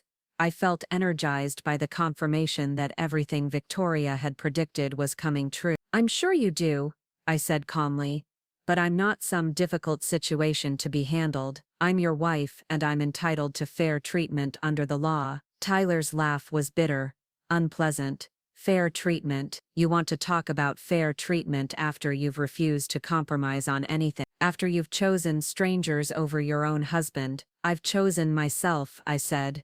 "Something you apparently did months ago when you started your affair with Diana." Tyler picked up his keys from the counter, clearly preparing to leave rather than continue a conversation that wasn't going according to his script. "Enjoy your victory, Rachel, but remember what I told you about consequences. This isn't over." After Tyler left, I stood in the kitchen surrounded by shards of glass from his dropped drink, thinking about how much my life had changed in just 1 week. 7 days ago, I'd been desperately trying to save a marriage I thought was worth fighting for. Tonight I was preparing for a legal battle against people who'd never seen me as anything more than an obstacle to be eliminated. But I wasn't the same woman who'd been devastated by Tyler's ultimatum. That woman had been isolated, confused about her own worth, willing to consider abandoning her career to save a relationship. The woman standing in this kitchen had allies, evidence, and most importantly, a clear understanding of what she was fighting for. Tyler's affair had actually simplified everything. I was no longer trying to save a marriage or prove my worth as a wife. I was simply fighting for fair treatment under the law, for the assets I'd earned, and for protection from a family that viewed intimidation and manipulation as acceptable tactics. Tomorrow I would meet with Victoria again and share everything I'd learned. We would develop a comprehensive strategy for protecting my interests and exposing the Brooks family's attempts at coercion. I would document every threat, every manipulation attempt, every piece of evidence that demonstrated their true character. The Brooks family had underestimated me, assuming that Tyler's ultimatum would break my spirit and force me into submission. Instead, it had awakened something I'd forgotten I possessed: the determination and resilience that had carried me through nursing school, through the challenges of building my career, through every obstacle I'd faced before I'd met Tyler. They wanted a war, and they would get one, but it would be fought on my terms, with my rules, protecting the woman I'd worked so hard to become. Victoria's office felt different during our Friday morning meeting. The warm autumn sunlight streaming through the windows seemed sharper, more focused, matching the intensity in Victoria's eyes as she reviewed the evidence I'd gathered over the past week. Documents covered her conference table like pieces of a complex puzzle, each one revealing another layer of the Brooks family's strategy. "This changes everything," Victoria said, tapping the photographs I'd taken of Tyler's separation agreement. Richard Sterling thought he was dealing with an isolated, financially dependent spouse who would accept whatever terms they offered. He wasn't expecting someone who would investigate, document, and fight back. The forensic accountant Victoria had recommended, a sharp-eyed woman named Margaret Chen, had spent 3 days analyzing my financial documents. Her findings painted a disturbing picture of systematic asset manipulation that went far beyond Tyler's recent transfer. "Look at this pattern," Margaret said, pointing to a spreadsheet she'd prepared. "For the past 18 months, your husband has been gradually shifting assets into accounts you don't have access to. Investment transfers disguised as portfolio, rebalancing, business expenses that don't correspond to any legitimate costs, even changes to his retirement account beneficiaries." The scope of Tyler's financial deception was staggering. While I'd been working 60-hour weeks to contribute to our shared future, He'd been methodically preparing for a divorce that would leave me with minimal assets. The timing corresponded exactly with when his behavior toward me had begun to change, suggesting that his affair with Diana and his plans to end our marriage had been developing in parallel. The good news, Victoria said, is that all of this activity creates a clear paper trail. Connecticut courts don't look favorably on spouses who attempt to hide marital assets, and the systematic nature of Tyler's transfers makes it obvious this was intentional deception, rather than normal financial management. Margaret pulled out another set of documents, her expression grim. There's something else you need to see. Your husband has been using joint credit accounts to fund what appear to be personal expenses unrelated to your marriage. Hotel bills, restaurant charges, jewelry purchases that you've never received. The amounts are substantial. The evidence of Tyler funding his affair with Diana using money from accounts I was legally responsible for felt like a particularly cruel betrayal. Not only had he been cheating on me, but he'd been using my financial contributions to pay for his infidelity, while criticizing me for working the long hours that generated that income. Can we recover those funds? I asked. Absolutely, Victoria said with satisfaction. In fact, Tyler's misuse of marital assets for his affair gives us significant leverage. Connecticut courts can order reimbursement for funds used to support extramarital relationships, and in cases involving substantial deception, they sometimes award punitive measures. The revelation that Tyler's financial manipulation might actually work in my favor felt like justice beginning to assert itself. For months, I'd been made to feel like my dedication to nursing was somehow selfish or damaging to our marriage. Now it was becoming clear that Tyler's criticism had been projection, deflecting attention from his own betrayal and deception. What about his threats regarding my nursing career? I asked. Victoria's expression hardened. That's where we draw a very clear line. Threatening someone's professional livelihood to coerce them into accepting unfavorable divorce terms is a form of extortion. If Tyler or his family attempts to interfere with your employment, we'll file for immediate legal protection and potentially pursue criminal charges. The private investigator Victoria had recommended, a former police detective named James Morrison, had been conducting his own research into the Brooks family's business practices and social connection. His preliminary report suggested that Gerald's investment firm had a history of aggressive tactics against former employees and business rivals. 3 different people who've had disputes with Brooks Investment Group reported similar patterns of intimidation, James explained. Professional reputations attacked, business opportunities mysteriously withdrawn, social ostracism organized through the family's charitable and social connections. Nothing explicitly illegal,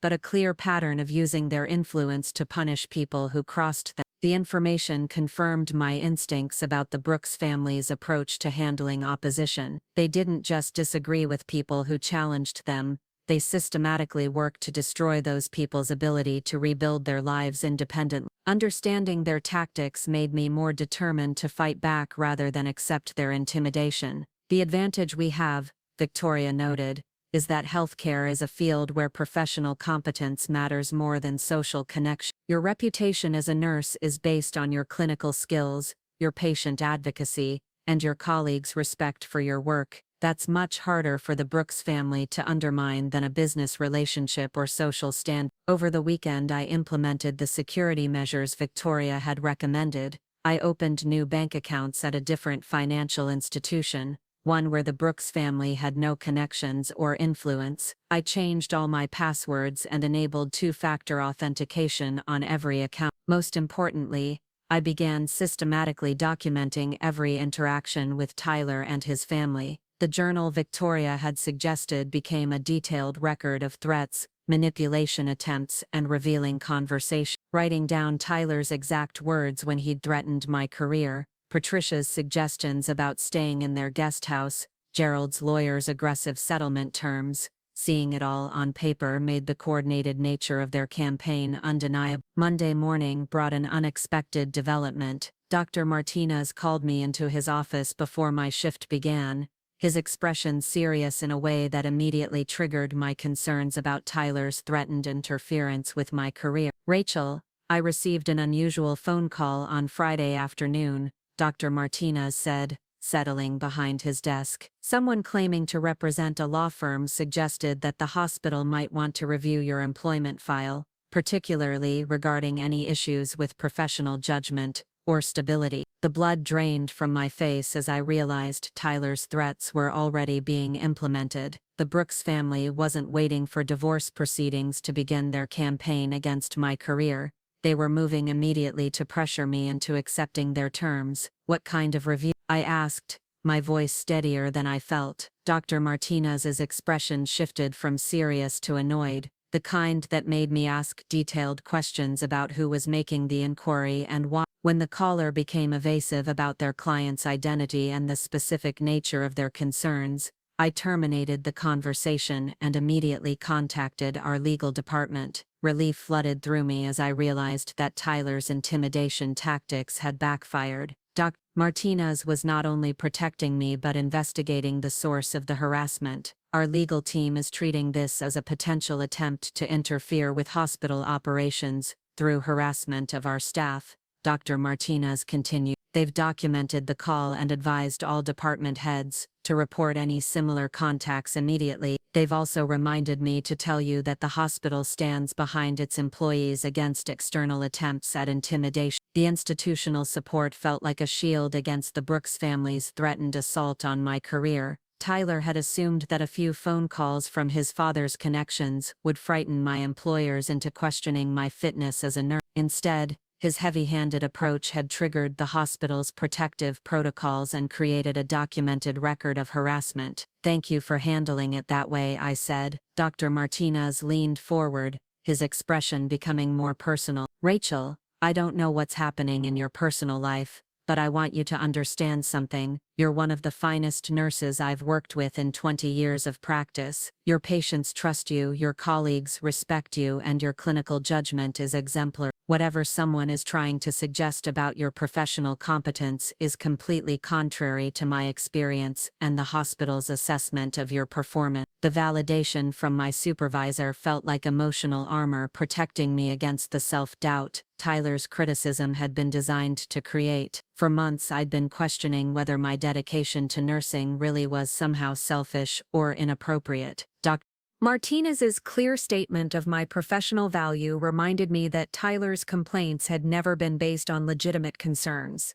I called Victoria immediately after my conversation with Dr. Martinez, sharing the details of the attempted interference with my employment. Her response was swift and decisive. "This is exactly what we needed," Victoria said with satisfaction. "Tyler and his family just provided us with concrete evidence of the intimidation tactics we've been discussing. Attempting to interfere with your employment creates grounds for immediate legal action." Victoria filed for a restraining order that afternoon, seeking court protection against any further attempts to interfere with my career, my finances, or my personal safety. The legal motion included detailed documentation of Tyler's threats, his family's separation agreement, and the attempted harassment of my employer. "This serves two purposes," Victoria explained.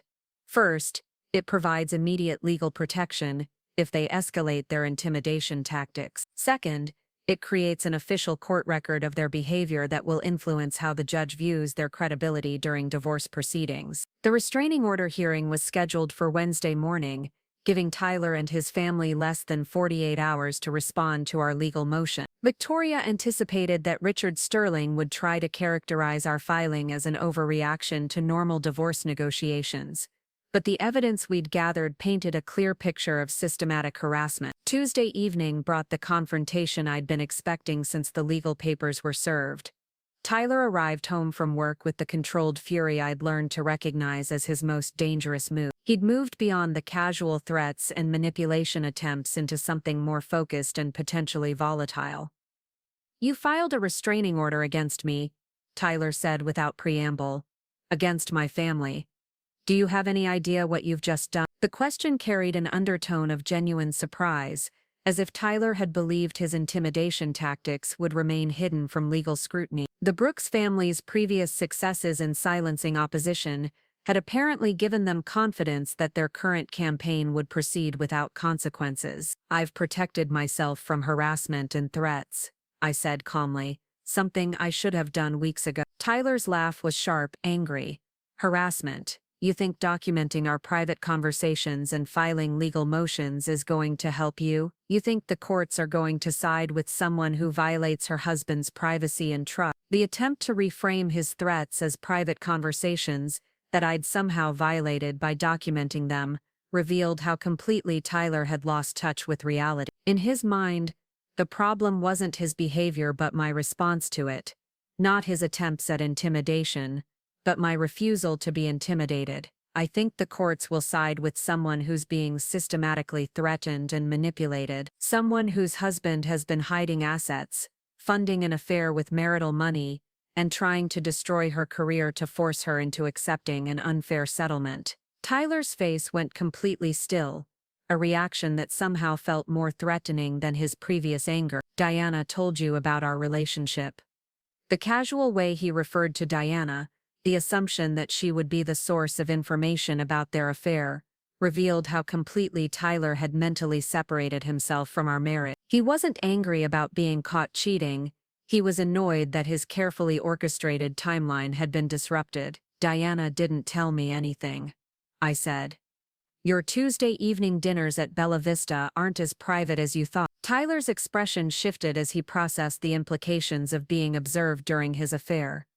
You've been having me followed. I've been gathering information about my own life, I corrected. Information you should have shared with me months ago instead of making me feel like I was failing as a wife while you were building a relationship with someone else. For a moment, Tyler's controlled facade cracked, revealing something that might have been genuine regret. But it was quickly replaced by the cold calculation I'd learned to associate with his father's influence. None of this changes the fundamental problem, Rachel. You chose your career over our marriage. Everything that happened afterward was a consequence of that choice. The audacity of Tyler blaming me for his affair, his financial deception, and his family's intimidation campaign was breathtaking. In his mind, my refusal to quit my job had somehow justified every betrayal and manipulation that followed. The logic was so twisted that I wondered if Tyler actually believed it or if he was simply rehearsing the narrative he planned to present in court. I chose to remain myself, I said. You chose to punish me for that decision by lying, cheating, and trying to destroy my career. Those aren't consequences of my choices, Tyler. They're consequences of yours. Tyler pulled out his phone and began typing, his fingers moving rapidly across the screen. Dad's attorney wants to meet with you tomorrow morning, before the restraining order hearing. One last chance to resolve this reasonably. The timing was clearly designed to pressure me into making hasty decisions before the court could rule on our motion for protection. Richard Sterling wanted to negotiate while Tyler's family still had maximum leverage, before legal restrictions limited their ability to threaten and intimidate. I'll consider it, I said, though I'd already decided to decline any meeting that wasn't conducted with Victoria present. Tyler nodded curtly and headed toward the stairs, pausing only to deliver one final threat. Remember what I told you about consequences, Rachel. This restraining order changes nothing except making everything more expensive and more public. The Brooks family doesn't back down from fights, especially when someone tries to embarrass us with legal theatrics. After Tyler went upstairs, I called Victoria to discuss Richard Sterling's proposed meeting. Her response was immediate and decisive. Absolutely not. Sterling wants to intimidate you into withdrawing the restraining order before the hearing. Any legitimate settlement discussions can happen after the court establishes protection against further harassment. Wednesday morning arrived gray and cold, with the kind of drizzling rain that made everything feel ominous and uncertain. Victoria met me at the courthouse steps, her professional confidence providing a steady counterpoint to my nervous energy about facing the Brooks family in a legal setting. Remember, Victoria said as we walked through the courthouse corridors, we're not here to negotiate or compromise. We're here to present evidence of harassment and seek court protection. Judge Patterson has a reputation for taking intimidation seriously, especially when it involves attempts to interfere with someone's employment. The courtroom was smaller than I'd expected, with wood-paneled walls and fluorescent lighting that cast everything in harsh, unflattering tones. Tyler sat at the opposing table with Richard Sterling, A silver-haired man whose expensive suit and confident bearing suggested someone accustomed to winning through intimidation rather than legal merit. Patricia and Gerald Brooks sat in the gallery behind Tyler, their presence clearly intended to demonstrate family solidarity and perhaps to observe my reactions under pressure. Patricia's expression was coldly disapproving, while Gerald's face carried the calculating look I'd learned to associate with his business dealing. Judge Patterson was a middle-aged woman with graying hair and sharp eyes that seemed to miss nothing as she reviewed the documents both sides had submitted. Her reputation for fairness was balanced by an intolerance for legal gamesmanship that made her an ideal judge for our situation. This motion seeks protection against harassment, intimidation, and interference with employment, Judge Patterson said, looking directly at Richard Sterling. The petitioner alleges a pattern of threatening behavior designed to coerce acceptance of unfavorable divorce terms. How does your client respond to these allegations?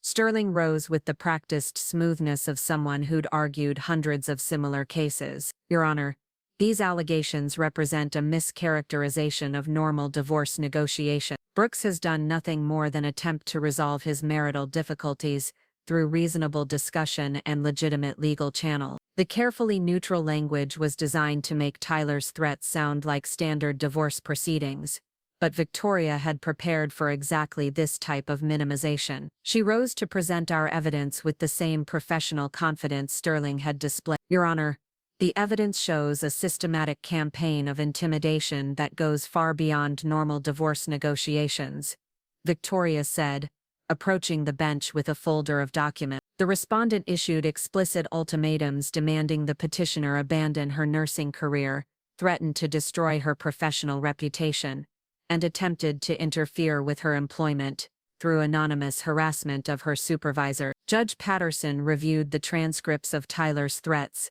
the documentation of his affair and financial deception, and the hospital's report of attempted interference with my employment. Her expression grew increasingly serious as she absorbed the scope of the Brooks family's campaign. Mr. Sterling, Judge Patterson said finally, your client threatened to use family connections to damage the petitioner's nursing career if she refused to accept his settlement terms. How do you characterize that as normal divorce negotiation? Sterling's response revealed the arrogance that had made him successful in intimidating previous opponents. Your Honor, emotions run high during marital dissolution. Statements made in the heat of domestic discord shouldn't be given the same weight as deliberate harassment. The dismissive tone was exactly wrong for Judge Patterson, whose expression hardened as she realized Sterling was minimizing documented threats as mere emotional outbursts. Victoria had been right about the judge's intolerance for legal gamesmanship disguised as reasonable advocacy. Counselor, Judge Patterson said, coldly, threatening someone's livelihood to coerce acceptance of legal terms isn't an emotional outburst, it's extortion. And attempting to interfere with a healthcare worker's employment during a divorce proceeding shows a deliberate pattern of intimidation. Judge Patterson's ruling was swift and comprehensive. The restraining order was granted with provisions that prohibited Tyler, his family, and their representatives from contacting my employer, discussing my professional competence with any third parties, or making any statements designed to harm my nursing career. Additionally, the order restricted Tyler's access to marital assets, pending a full forensic accounting of his financial activities. This court will not tolerate attempts to use economic intimidation or professional sabotage as negotiation tactics, Judge Patterson stated. The respondent and his family are hereby ordered to cease all contact with the petitioner's workplace and to refrain from any actions designed to interfere with her professional activity. The victory felt overwhelming, not just because of the legal protection it provided, but because of the official validation that Tyler's behavior had been inappropriate and potentially criminal. For months I'd been questioning my own perceptions, wondering if I was overreacting to normal marital conflict. Judge Patterson's ruling confirmed that Tyler's actions had crossed clear legal and ethical boundaries. Outside the courthouse, Richard Sterling approached Victoria with the kind of forced civility that barely concealed his fury at losing what should have been a routine intimidation case. This protection order is temporary, Sterling said. When we get to the actual divorce proceedings, your client's going to discover that legal theatrics don't change the fundamental economics of marital dissolution. Victoria's smile was sharp, professional. Miss Sterling, your client just created a documented record of harassment and attempted extortion. I look forward to explaining to the divorce court why someone who threatens his wife's career and hides marital assets deserves anything more than the minimum legal settlement. The exchange revealed that our legal victory had fundamentally shifted the dynamics of the divorce proceeding. Instead of Tyler holding all the leverage through his family's wealth and connections, he was now defending against documented evidence of misconduct that could significantly impact the final settlement. That evening, I returned to a house that felt different, safer somehow, protected by the court's explicit prohibition against further harassment. Tyler had apparently decided to stay elsewhere, giving me space to process everything that had happened and plan for whatever came next. My phone rang with calls from colleagues who'd heard about the courthouse victory through the medical community's efficient gossip network. Martinez called to congratulate me on standing up to intimidation, while several nurses from other departments reached out to offer support and share their own stories of difficult divorces. The professional solidarity reminded me of why I'd chosen nursing in the first place, and why Tyler's demand that I abandon my career had been so fundamentally wrong. Healthcare workers understood dedication, sacrifice, and the importance of advocacy. They recognized that my fight against Tyler's intimidation was also a fight for every professional woman's right to maintain her career despite pressure from controlling partners. Carmen called that evening, her voice filled with pride and relief as I described the day's event. Misha, you did exactly what you needed to do. That boy and his family thought they could bully you into giving up everything you worked for. Now they know they picked the wrong woman to intimidate. My mother's fierce approval felt like validation not just of my legal strategy but of the values she'd instilled in me from childhood. Carmen had taught me that work was dignity, that education was power,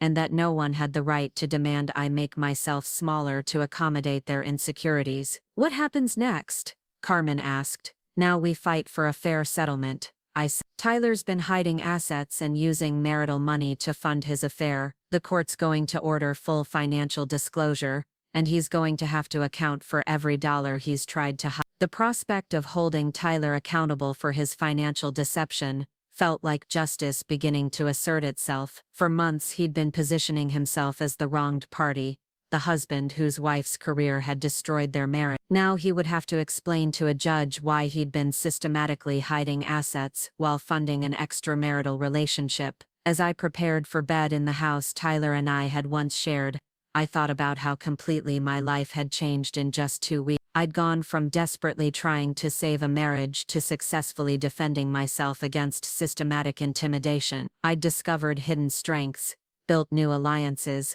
and learned that I was far more resilient than Tyler's criticism had led me to believe. The woman Tyler had tried to reduce to a submissive wife was gone, replaced by someone who understood her own worth and refused to accept less than fair treatment. Whatever challenges lay ahead in the divorce proceedings, I would face them with the confidence that came from having already survived the worst attempts at intimidation and manipulation. Tomorrow would bring new battles, but tonight I could rest knowing that the court had recognized Tyler's behavior for what it was, and provided legal protection against further harassment. The Brooks family's campaign of intimidation had not only failed, but had created evidence that would influence every future legal proceeding. Tyler had wanted a compliant wife who would sacrifice her identity for his comfort. Instead, he'd awakened a fighter who would use every legal tool available to protect what she'd earned and built. The consequences he'd threatened had indeed arrived, but they were falling on him rather than on me. The envelope arrived on a Thursday morning, delivered by certified mail while I was getting ready for my shift at the hospital. The return address showed Richard Sterling's law firm, and the weight of the package suggested something far more substantial than a simple legal note. I signed for it with hands that trembled slightly, knowing that whatever Sterling had prepared would represent the Brooks family's response to their courthouse defeat. Inside was a thick stack of legal documents that made my initial separation agreement look simple by comparison. Sterling had filed a comprehensive divorce petition that painted me as an unstable, career-obsessed wife who had abandoned her marital responsibilities, and was now using false allegations to extort an unfair settlement from her devoted husband. The narrative was so twisted, so far from reality, that I felt dizzy reading the carefully crafted lies. According to Sterling's filing, Tyler had been a patient, supportive husband who had repeatedly tried to address the problems in our marriage, caused by my obsessive dedication to work at the expense of family obligations. The document claimed that my long hours at the hospital had created chronic neglect of spatial needs, and that Tyler's affair with Diana was the understandable result of years of emotional abandonment by an unfit wife. Most disturbing was a section that challenged my fitness as a healthcare professional, suggesting that someone who couldn't maintain basic family relationships might lack the emotional stability necessary for patient care. Sterling was attempting to turn my dedication to nursing, the very quality that made me excellent at my job, into evidence of professional incompetence. The financial claims were equally outrageous. Sterling argued that Tyler's systematic movement of assets had been legitimate financial planning, necessary to protect family resources from my increasingly erratic behavior. The affair expenses were characterized as business costs, with Diana Whitmore described as a business associate, whose relationship with Tyler had developed naturally from their professional collaboration. I called Victoria immediately, my voice shaking with rage as I read portions of the document over the phone. Her response was swift and reassuring. "This is exactly what we expected," Victoria said with calm professionalism.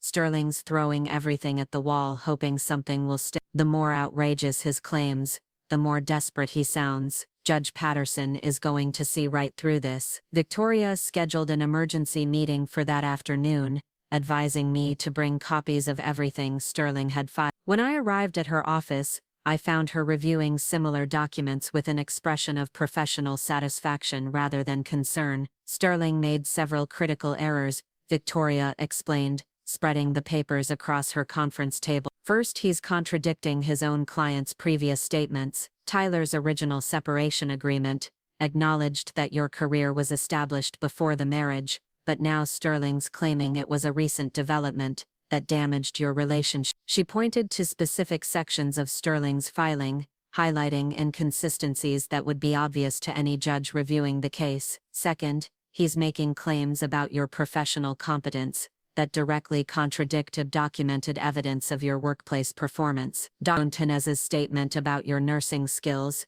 your performance evaluations, your patient advocacy record, all of that evidence makes Sterling's allegations look ridiculous." Margaret Chen joined our meeting with updated financial analysis that revealed even more of Tyler's deception. Her forensic accounting had uncovered additional hidden assets, including a secret investment account Tyler had been funding through systematic overpayments to his own retirement plan. "Your husband has been very clever about hiding money," Margaret explained, showing me spreadsheets that tracked the movement of funds across multiple accounts. "But clever doesn't mean undetectable. Every transaction leaves a trail, and the pattern shows deliberate intent to reduce marital assets available for division." The scope of Tyler's financial manipulation was staggering. Over the course of our marriage, he had diverted nearly $200,000 into accounts I had no knowledge of, money that should have been part of our shared financial plan. The betrayal felt even deeper than his affair because it represented years of systematic deception about our most basic partnership decisions. "The good news,"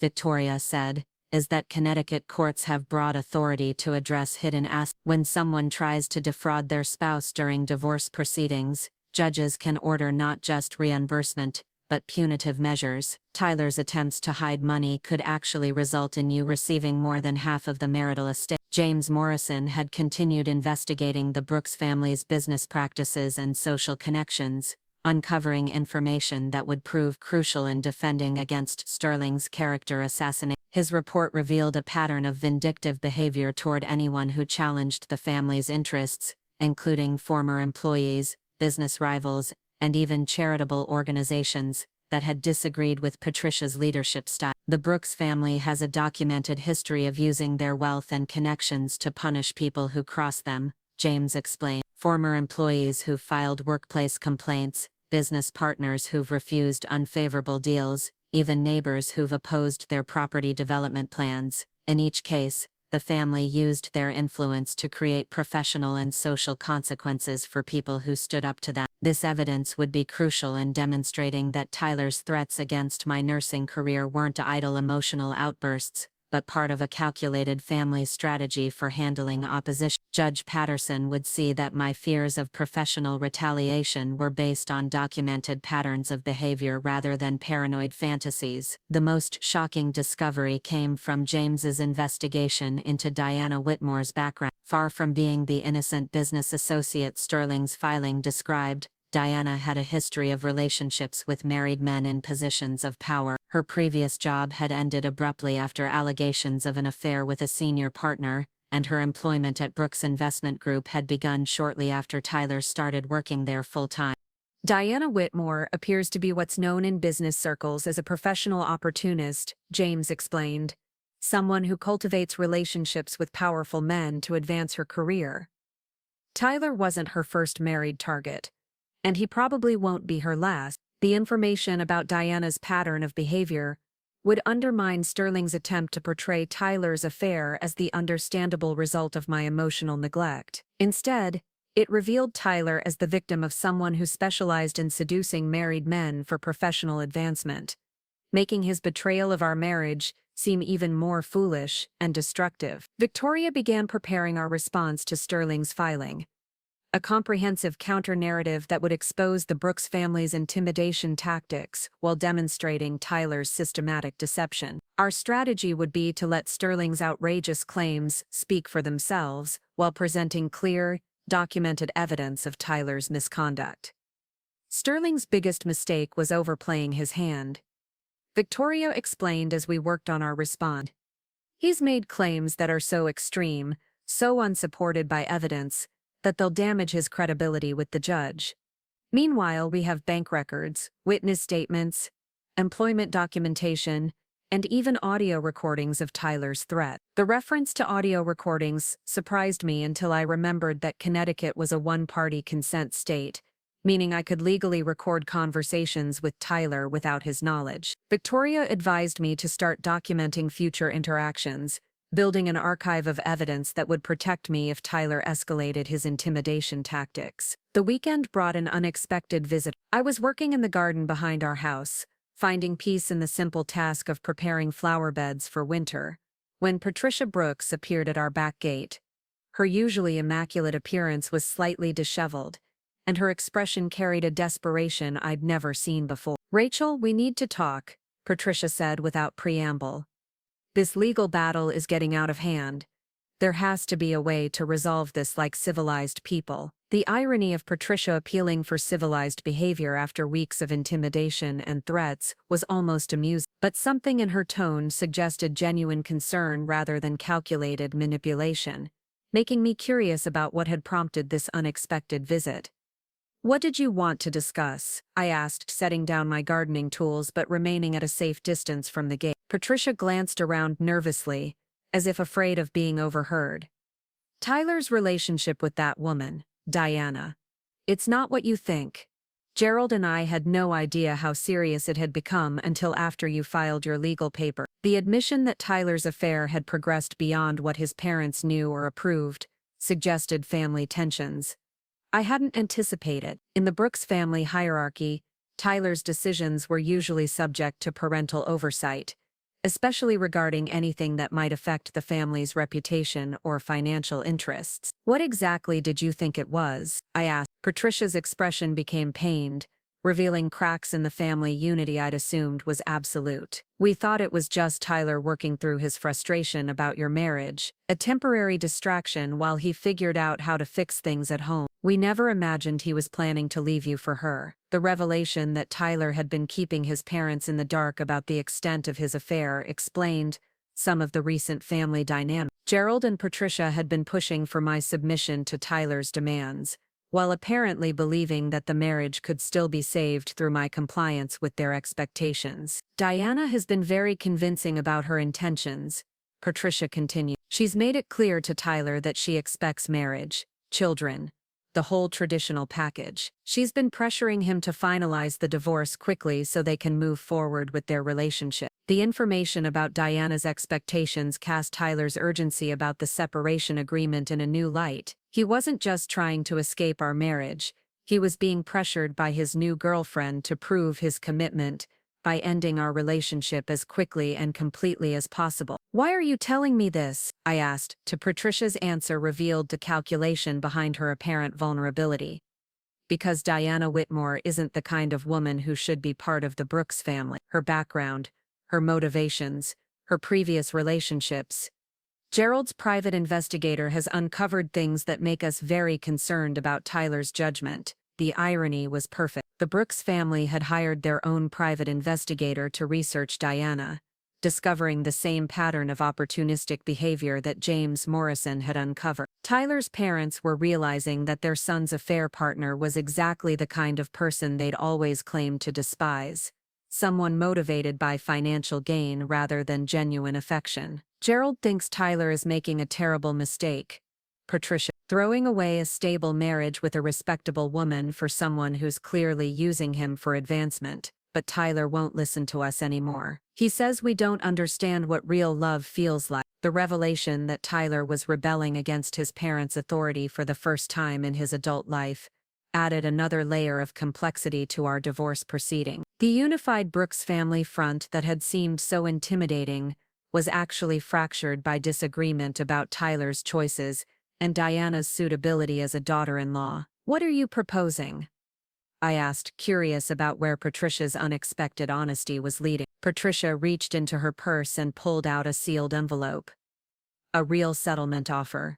Not the insulting document Richard Sterling prepared, but a fair division of assets that acknowledges your contributions to the marriage. In exchange, you agree to a quick, quiet divorce that allows everyone to move forward with dignity." The envelope felt substantial, suggesting terms significantly different from Tyler's original separation agreement. But I'd learned to be skeptical of any offer from the Brooks family, regardless of how reasonable it might appear on the surface. "I'll need to review this with my attorney," I said, accepting the envelope but making no commitment. Patricia nodded, her expression suggesting she'd expected that response. "Of course.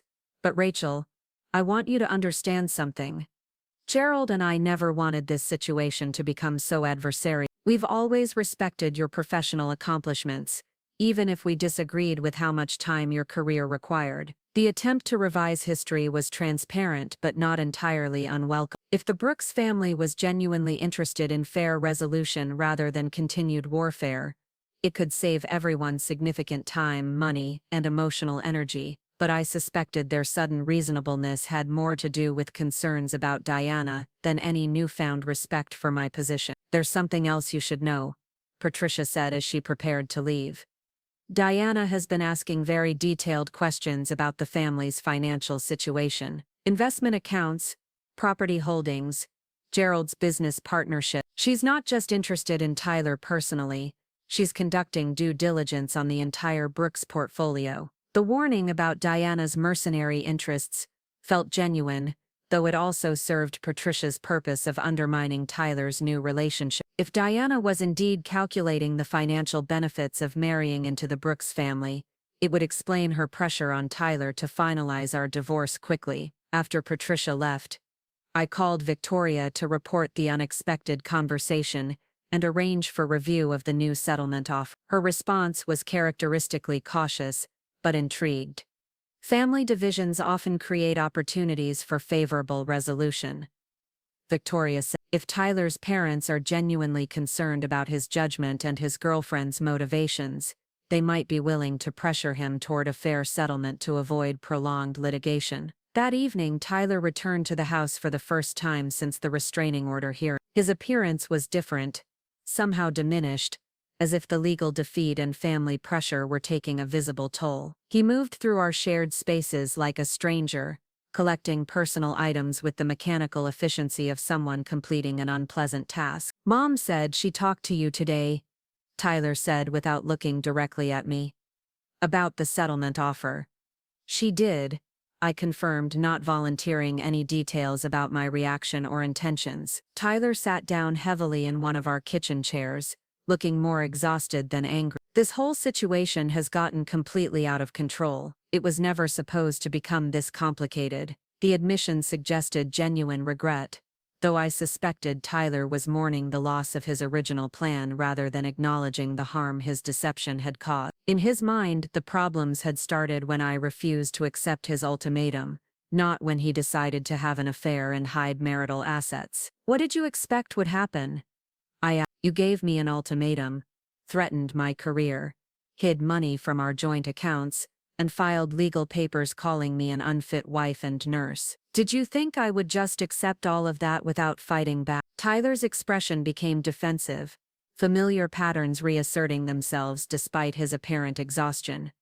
I thought you would realize that our marriage was more important than your job. I thought you would choose us over your need to feel important at the hospital. The fundamental understanding remained unchanged. Tyler still believed that my dedication to nursing was about ego rather than purpose.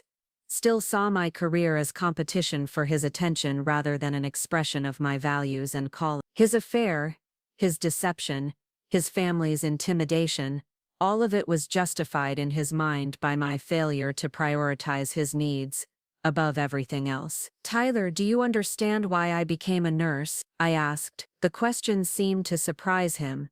Because you wanted to help people, I guess. Because my mother worked 3 jobs to pay for my education, and I wanted to use that education to serve people who couldn't always advocate for themselves. Because I believe healthcare should be compassionate and patient-focused, and I wanted to be part of making that happen. Because taking care of people during their most vulnerable moments is a calling, not just a career. Tyler listened with an expression of growing impatience, as if my explanation was irrelevant to the real issues at stake. That's all very noble, Rachel, but it doesn't change the fact that you chose work over marriage. You chose strangers over your own husband. The conversation felt like déjà vu, covering the same ground we'd argued about for months. But this time, I felt no urge to defend myself or justify my choices. Tyler's affair and financial deception had proven that his criticism of my priorities had been projection, deflecting attention from his own betrayal of our marriage vow. I chose to remain the person you married, I said simply. You chose to become someone I don't recognize. Tyler's phone buzzed with a text message, and his expression immediately shifted as he read it. The change was so obvious that I suspected the message was from Diana, probably demanding updates on the divorce proceedings, or pressuring him about timeline and settlement terms. I need to go, Tyler said, standing abruptly and gathering the personal items he'd collected. But Rachel, you should seriously consider Mom's offer. It's fair, and it would let both of us move on with our lives. After Tyler left, I opened Patricia's envelope and reviewed the proposed settlement term. The offer was indeed substantially more generous than Sterling's original agreement, providing for an equal division of all marital assets, including the house, investment accounts, and retirement fund. There were no restrictions on my ability to discuss the marriage publicly, no attempts to limit my future legal remedies, and explicit acknowledgement that Tyler's affair had contributed to the breakdown of our relationship. The document also included provisions for Tyler to reimburse the marital estate for funds used to support his affair with Diana, recognition that his systematic hiding of assets had been inappropriate, and agreement that neither party would interfere with the other's professional activity. It was everything Victoria and I had been fighting for, presented as a voluntary agreement rather than a court-ordered judgment. Victoria reviewed the settlement offer the next morning, her legal expertise identifying several subtle provisions that favored my position. This is a very reasonable offer, she said with some surprise.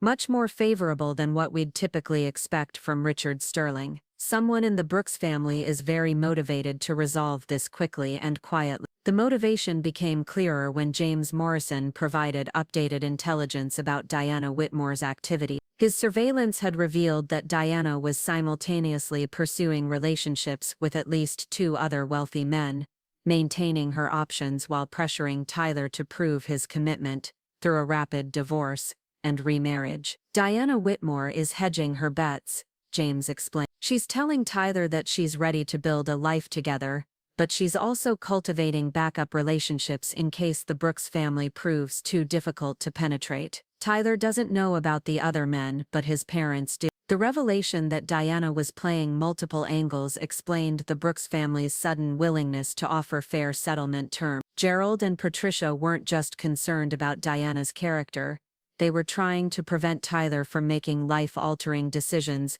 based on a relationship that might not even be exclusive. There's more, James continued. Diana's previous affair, the one that ended her last job, involved embezzlement from the company where she worked. Charges were never filed because the executive she was involved with covered the losses to avoid scandal, but the information about Diana's criminal background gave the Brooks family even more reason to oppose Tyler's relationship with her. If Diana's pattern included financial fraud as well as relationship manipulation, she represented a genuine threat to the family's wealth and reputation beyond simple social embarrassment. Victoria and I spent the afternoon analyzing every clause of the settlement offer, looking for hidden traps or unfavorable provisions that might not be immediately obvious. Her careful review revealed that the agreement was genuinely fair, providing me with financial security and legal protection, while allowing both Tyler and his family to avoid the public scrutiny of a lengthy court battle.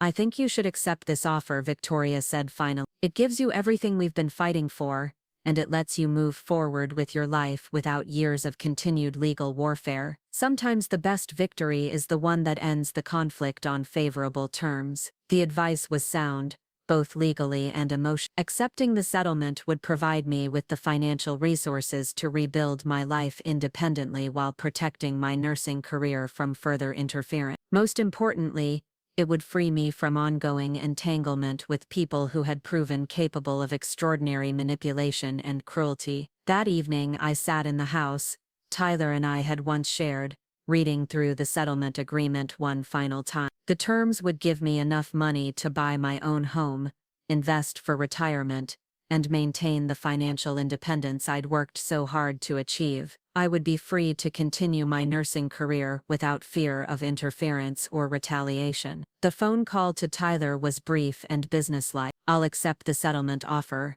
I told him. "Have Richard Sterling prepare the final documents for signature." Tyler's relief was audible in his voice. "Thank you, Rachel. I know this hasn't been easy for either of us." The attempt to frame our divorce as a mutual tragedy rather than the result of his choices felt typically Tyler, but I no longer felt any need to correct his self-serving narrative. Let him tell himself whatever story helped him sleep at night. I would be moving forward with the truth and the resources to build the life I deserved. 2 weeks later, I sat in Victoria's office, signing the final divorce papers that officially ended my marriage to Tyler Brooks. The process felt surprisingly anticlimactic after months of legal warfare and emotional manipulation. A few signatures on legal documents, a check representing my share of marital assets, and suddenly I was free to begin the next chapter of my life. "You did something remarkable," Victoria said as we concluded our business relationship. "You stood up to a wealthy, connected family that was determined to intimidate you into submission. You fought for fair treatment and won. That takes extraordinary courage." The validation felt meaningful coming from someone who'd represented many women in similar situations. Victoria had seen how intimidation and financial pressure could break people's resistance, forcing them to accept unfair terms just to escape ongoing conflict. My willingness to fight back had not only protected my own interests but had also sent a message to the Brooks family that their tactics wouldn't always succeed. Dr. Martinez scheduled a meeting with me the following week to discuss my future at Millbrook Medical Center. The hospital administration had been closely monitoring the situation with Tyler's family, and they wanted to ensure that the resolution of our divorce provided complete protection against any future interference with my professional activity. "The entire medical staff has been impressed by how you handled this situation," Dr. Martinez said. "Standing up to intimidation while maintaining your professional responsibilities, seeking legal protection instead of just hoping the problems would go away. You've demonstrated exactly the kind of judgment and advocacy skills that make you an excellent nurse." The professional recognition felt like vindication of everything I'd fought to protect. My dedication to nursing hadn't been selfish or inappropriate. It had been an expression of values that my colleagues and supervisors recognized and respected. Tyler's criticism of my career priorities had been a reflection of his own insecurities, rather than legitimate concerns about my professional performance. 6 months later, I stood in the kitchen of my new home, a charming colonial in a quiet neighborhood across town from the Brooks family's sphere of influence. The house was smaller than the one Tyler and I had shared, but it felt more genuinely mine, decorated according to my preferences rather than his family's expectations. The divorce settlement had provided me with complete financial independence and the freedom to make choices based on my own values rather than someone else's demand. I was working the schedule I wanted at the hospital, taking on additional responsibilities that challenged me professionally, and building relationships based on mutual respect rather than conditional approval. Tyler's relationship with Diana Whitmore had ended within 3 months of our divorce, exactly as his parents had predicted. Diana had moved on to another wealthy target after realizing that Tyler's family would never fully accept her and that her other options might prove more profitable. Tyler was reportedly dating again, this time with women his parents found more suitable, suggesting that his brief rebellion against family authority had ended with his return to their control. The Brooks family had learned an expensive lesson about the consequences of intimidation and manipulation. Their attempt to force me into an unfair settlement had not only failed but had also exposed their tactics to legal scrutiny that would influence how they handled future conflict. Sometimes the best victory was indeed the one that taught your opponents to respect boundaries they had previously ignored. Carmen visited that weekend, proud and happy as she helped me arrange furniture in my new home. "You did exactly what you needed to do, Mija," she said, admiring the way I'd organized my kitchen to accommodate both cooking and quiet study. "You stood up for yourself, protected what you'd worked for, and built the life you deserve." My mother's approval meant everything because she understood the stakes better than anyone. Carmen had sacrificed to give me opportunities she'd never had, and my willingness to fight for those opportunities honored her investment in my future. The woman who'd raised me to be strong and independent could see that her daughter had inherited both the courage to stand up to intimidation and the wisdom to know when victory had been achieved. As I settled into my new life, I thought about the young woman who'd married Tyler Brooks with such hope and optimism. She'd believed that love could overcome any obstacle, that marriage was a partnership between equals, that good intentions were enough to build a lasting relationship. That woman had learned hard lessons about manipulation, control, and the importance of maintaining your identity even within the closest relationship. The woman I'd become understood that real partnership required mutual respect, that love without equality was just another form of control, and that sometimes the most loving thing you could do was refuse to enable someone's worst impulses. Tyler had wanted a wife who would sacrifice her identity for his comfort. Instead, he'd created a woman who would never again confuse submission with love or compliance with commitment. The phone rang as I was preparing dinner, Dr. Martinez calling to discuss a patient advocacy position that had opened up in our cardiac unit. The role would allow me to focus on the aspects of nursing I found most fulfilling, while providing additional opportunities for professional development and leadership. "I immediately thought of you for this position," Dr. Martinez said. "Your experience with patient care, your communication skills, and especially your demonstrated ability to advocate under pressure make you the ideal candidate." The professional opportunity felt like life coming full circle, offering recognition for the qualities Tyler had criticized as character flaws: my dedication to patient advocacy, my willingness to stand up for what was right even under pressure, my refusal to compromise my professional integrity. These weren't selfish traits that damaged relationships, but valuable skills that made me excellent at my job. That night I sat on the porch of my new home, watching the sunset and reflecting on everything that had changed in less than a year. Tyler's ultimatum had forced me to choose between my career and our marriage, but it had also forced me to discover reserves of strength and determination I hadn't known I possessed. I'd chosen myself, and that choice had led to freedom, financial security, professional recognition, and most importantly, the knowledge that I could survive and thrive independently. The woman who'd been so afraid of losing Tyler's approval had learned that her own approval was the only validation that truly mattered. Tomorrow would bring new challenges and opportunities, but I would face them with confidence earned through surviving the worst attempts at intimidation and manipulation. Tyler Brooks had tried to break my spirit and force me into submission. Instead, he'd discovered that some people couldn't be broken, only awakened to their own power.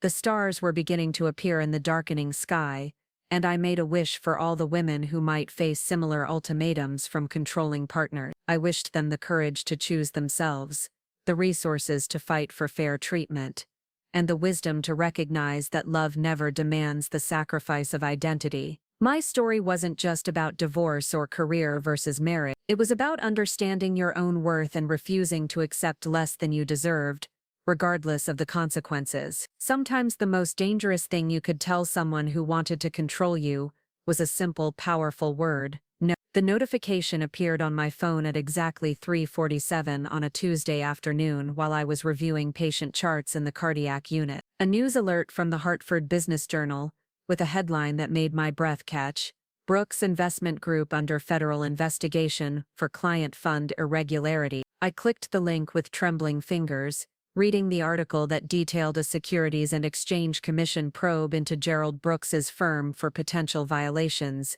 involving client account management. Federal investigators were examining allegations that the firm had been charging unauthorized fees and making questionable investment decisions that benefited the Brooks family's personal portfolio at the expense of client returns. The irony was exquisite. Gerald Brooks, who had threatened to destroy my reputation through his business connections, was now facing scrutiny from federal regulators who didn't care about his local influence or social standing. The man who had orchestrated a campaign to intimidate me into accepting an unfair divorce settlement was discovering that some authorities couldn't be bought, threatened, or manipulated.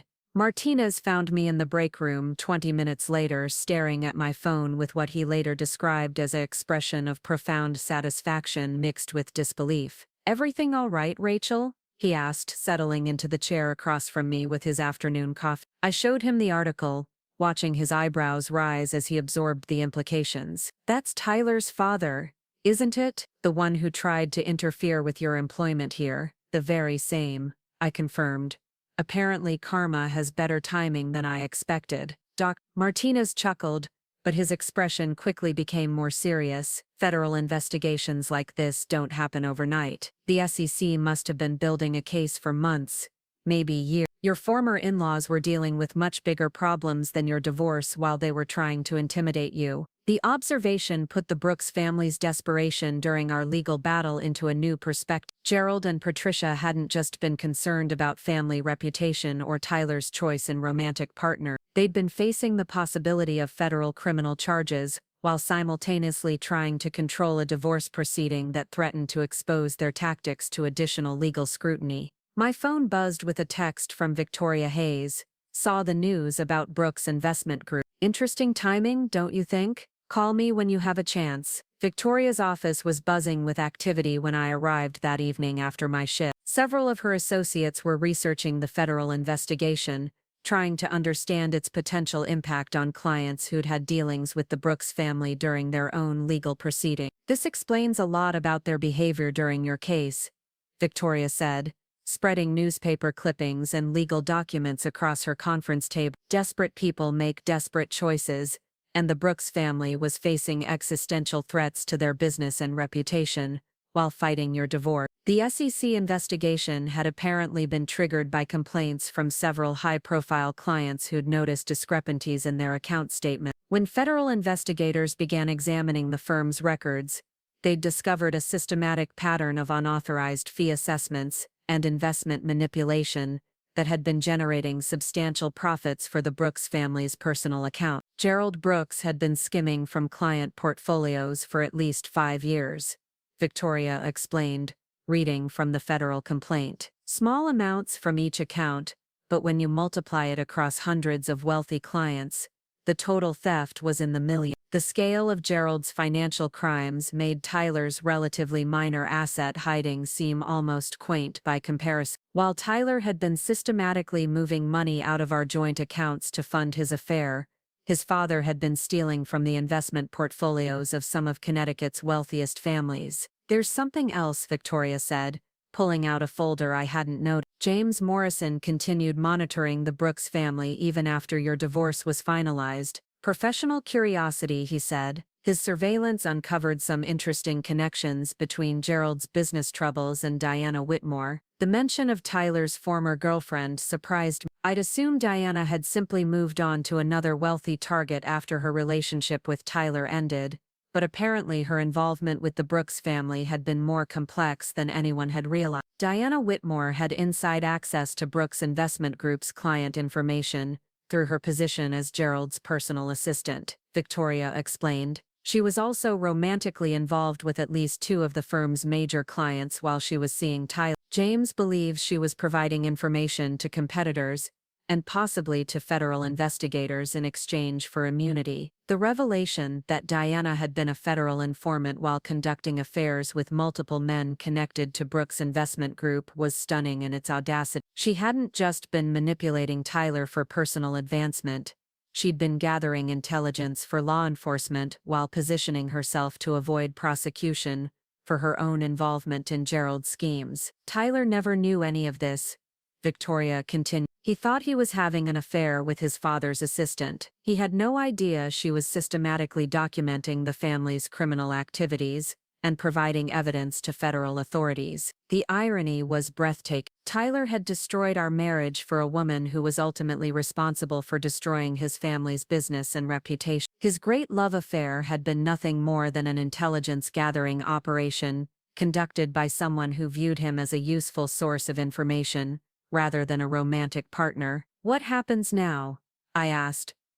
Victoria's smile was sharp, professional. "Now the Brooks family discovers what it's like to be investigated by people who can't be intimidated, bribed, or socially pressured. Federal prosecutors don't care about local connections or charitable board membership. They care about evidence, and Diana Whitmore apparently provided them with years' worth of documentation." The news about the federal investigation spread quickly through Millbrook's social and business community. Patricia Brooks was quietly removed from several charitable boards as organizations distanced themselves from the growing scandal. Gerald's golf club membership was suspended pending the outcome of the investigation. Tyler was reportedly struggling to find new employment, as word spread about his family's legal troubles. The complete reversal of the Brooks family's social standing felt like cosmic justice for their treatment of me during our divorce proceeding. The people who had wielded their wealth and connections as weapons against anyone who opposed them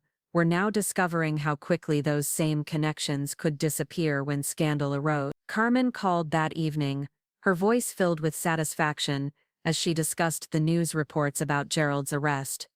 "Mija, do you remember what I told you about people who think their money makes them untouchable? Sometimes the universe has its own way of teaching lessons." My mother's observation captured something profound about the Brooks family's downfall. Their sense of entitlement and immunity from consequences had led them to believe they could threaten and manipulate anyone who challenged their authority. The federal investigation was proving that some authorities couldn't be bought or intimidated, regardless of how much local influence a family possessed. 6 months after the SEC investigation became public, Gerald Brooks pleaded guilty to multiple counts of investment fraud and was sentenced to 8 years in federal prison. Patricia was forced to sell their mansion and most of their assets to pay restitution to defrauded clients. Brooks Investment Group was dissolved, its remaining assets distributed among the victims of Gerald's systematic theft. Tyler's attempts to rebuild his career were complicated by his association with the family scandal. Most Connecticut financial firms were reluctant to hire someone whose father was a convicted felon,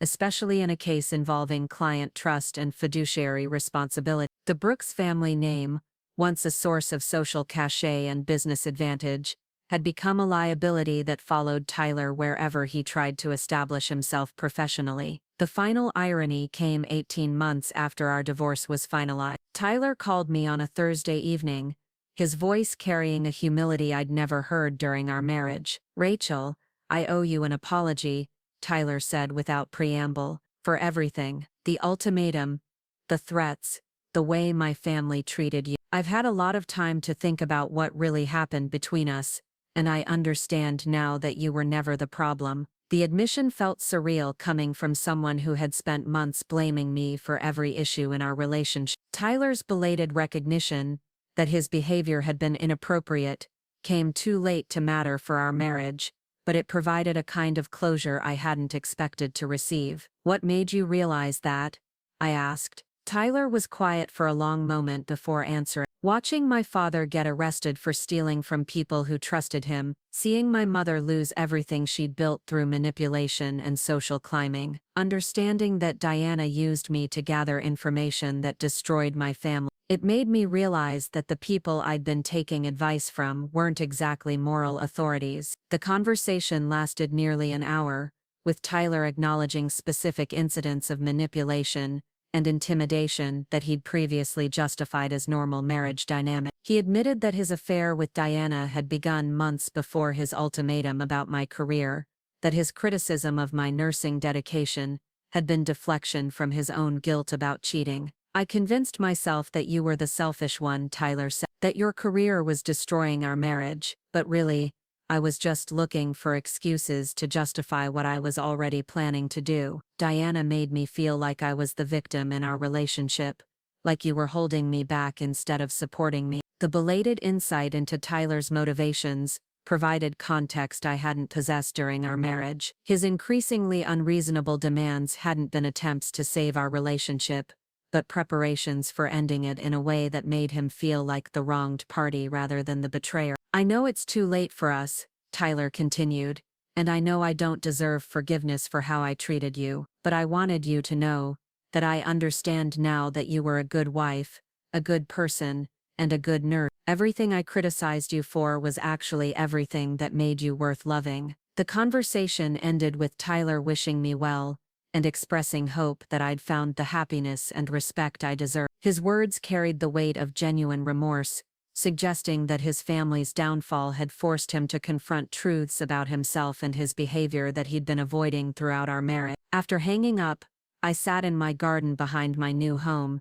processing the unexpected apology and what it meant for my own healing. Tyler's acknowledgement of his wrongs didn't change the past or undo the damage his ultimatum had caused, but it did provide validation that my perceptions during our marriage had been accurate. The woman Tyler had criticized as selfish and career-obsessed had been fighting to maintain her identity and integrity in the face of systematic manipulation. The nurse he'd demanded become a traditional housewife had been providing compassionate care to vulnerable patients, while contributing substantially to their shared financial security. The wife he'd accused of neglecting his needs had been trying to balance professional responsibilities with a marriage that was being undermined by his secret affair. Dr. Martinez had been right during our first conversation about Tyler's interference with my employment. My dedication to nursing, my willingness to advocate for patients, my refusal to compromise my professional integrity,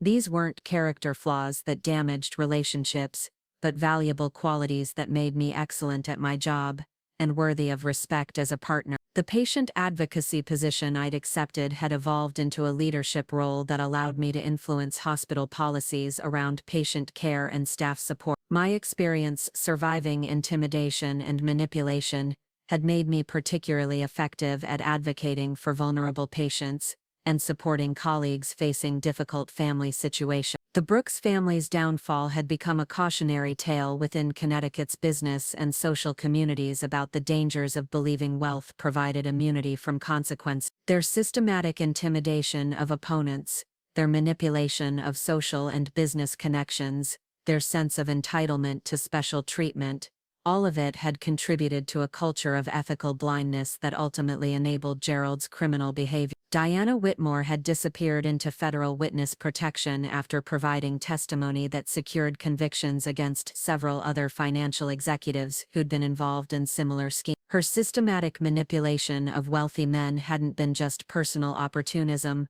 but part of a larger intelligence-gathering operation that exposed widespread corruption within Connecticut's investment community. The final chapter of my story with the Brooks family came 2 years after our divorce, when Patricia approached me in the parking lot outside Millbrook Medical Center. She looked older, worn down by the stress of her family's legal troubles and social ostracism, but her expression carried a dignity I'd never seen during our previous interactions. "Rachel, I know I'm probably the last person you want to see," Patricia said, her voice quiet and uncertain. "But I wanted to thank you for not talking to the reporters who've been calling about our family situation." Several journalists had indeed contacted me during the height of the federal investigation, seeking insider perspective on the Brooks family's character and behavior. I declined all interviews, partly out of respect for legal boundaries, but mostly because I'd moved beyond needing public vindication for their treatment of me. "Your family's legal troubles have nothing to do with me," I said simply. "I have no interest in adding to your difficulty." Patricia nodded, tears forming in her eyes. "You're a better person than we deserved. Gerald and I taught Tyler that people like you were somehow less worthy of respect because you didn't come from our social circle. We were wrong about everything that mattered." The conversation was brief, but Patricia's acknowledgement of her family's prejudice and manipulation provided another piece of closure I hadn't known I needed. The people who had spent months trying to make me doubt my own worth were finally admitting that their judgment had been corrupted by arrogance and entitlement. As I watched Patricia drive away in her modest sedan, a far cry from the luxury vehicles the Brooks family had once considered necessary for maintaining their image, I felt a profound sense of completion. The story that had begun with Tyler's ultimatum about cooking or leaving had ended with his family's complete transformation and his recognition of my worth. The young woman who had been so devastated by her husband's demand that she choose between her career and her marriage, had evolved into someone who understood that the choice had never been about cooking or nursing. It had been about whether she would allow someone else's insecurities and prejudices to define her value and limit her potential. Standing in the parking lot where I'd once been threatened with professional destruction, surrounded by colleagues who respected my judgment and administrators who valued my advocacy, I realized that Tyler's ultimatum had been the greatest gift he could have given me. Not because it had freed me from an unhappy marriage, but because it had forced me to discover reserves of strength and determination I hadn't known I possessed. The woman who had been afraid of losing Tyler's approval had learned that her own approval was the only validation that truly mattered. The nurse who had been criticized for caring too much about her patients had found a career path that celebrated those same qualities. The wife who had been made to feel selfish for maintaining her identity had built a life that honored both her professional calling and her personal value. Carmen visited that weekend to help me plant new flowers in my garden, a spring ritual we'd established to celebrate renewal and growth. As we worked together in the soil, she reflected on how much my life had changed since Tyler's ultimatum had forced me to choose between diminishing myself and fighting for my worth. "You know what I'm proudest of?"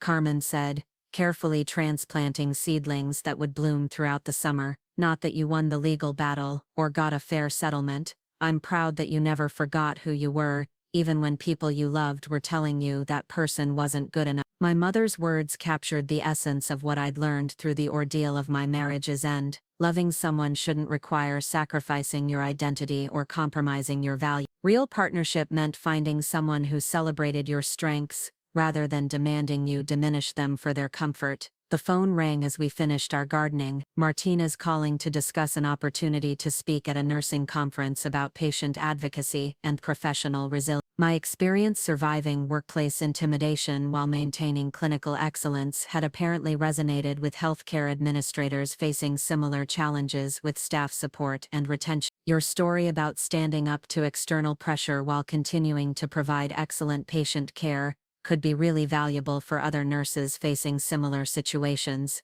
Dr. Martinez explained. "Too many healthcare workers accept unfair treatment because they're afraid fighting back will somehow damage their career. The opportunity to share my experience with other nurses felt like the perfect culmination of everything I'd learned about advocacy, resilience, and the importance of refusing to accept less than fair treatment. My story could encourage other women to recognize their own worth and fight for the respect they deserved, both professionally and personally." That evening, I sat on my porch watching the sunset and thinking about the path that had led me from Tyler's ultimatum to this moment of peace and professional recognition. The woman who had been so afraid of losing everything had discovered that the only thing truly worth keeping was her own integrity and self-respect. Tyler Brooks had given me 3 days to choose between cooking and leaving. I had chosen something he'd never offered as an option, choosing myself. That choice had led to a divorce that freed me from manipulation, a legal victory that protected my career, and ultimately a life that honored both my professional calling and my personal value. The stars were beginning to appear in the darkening sky,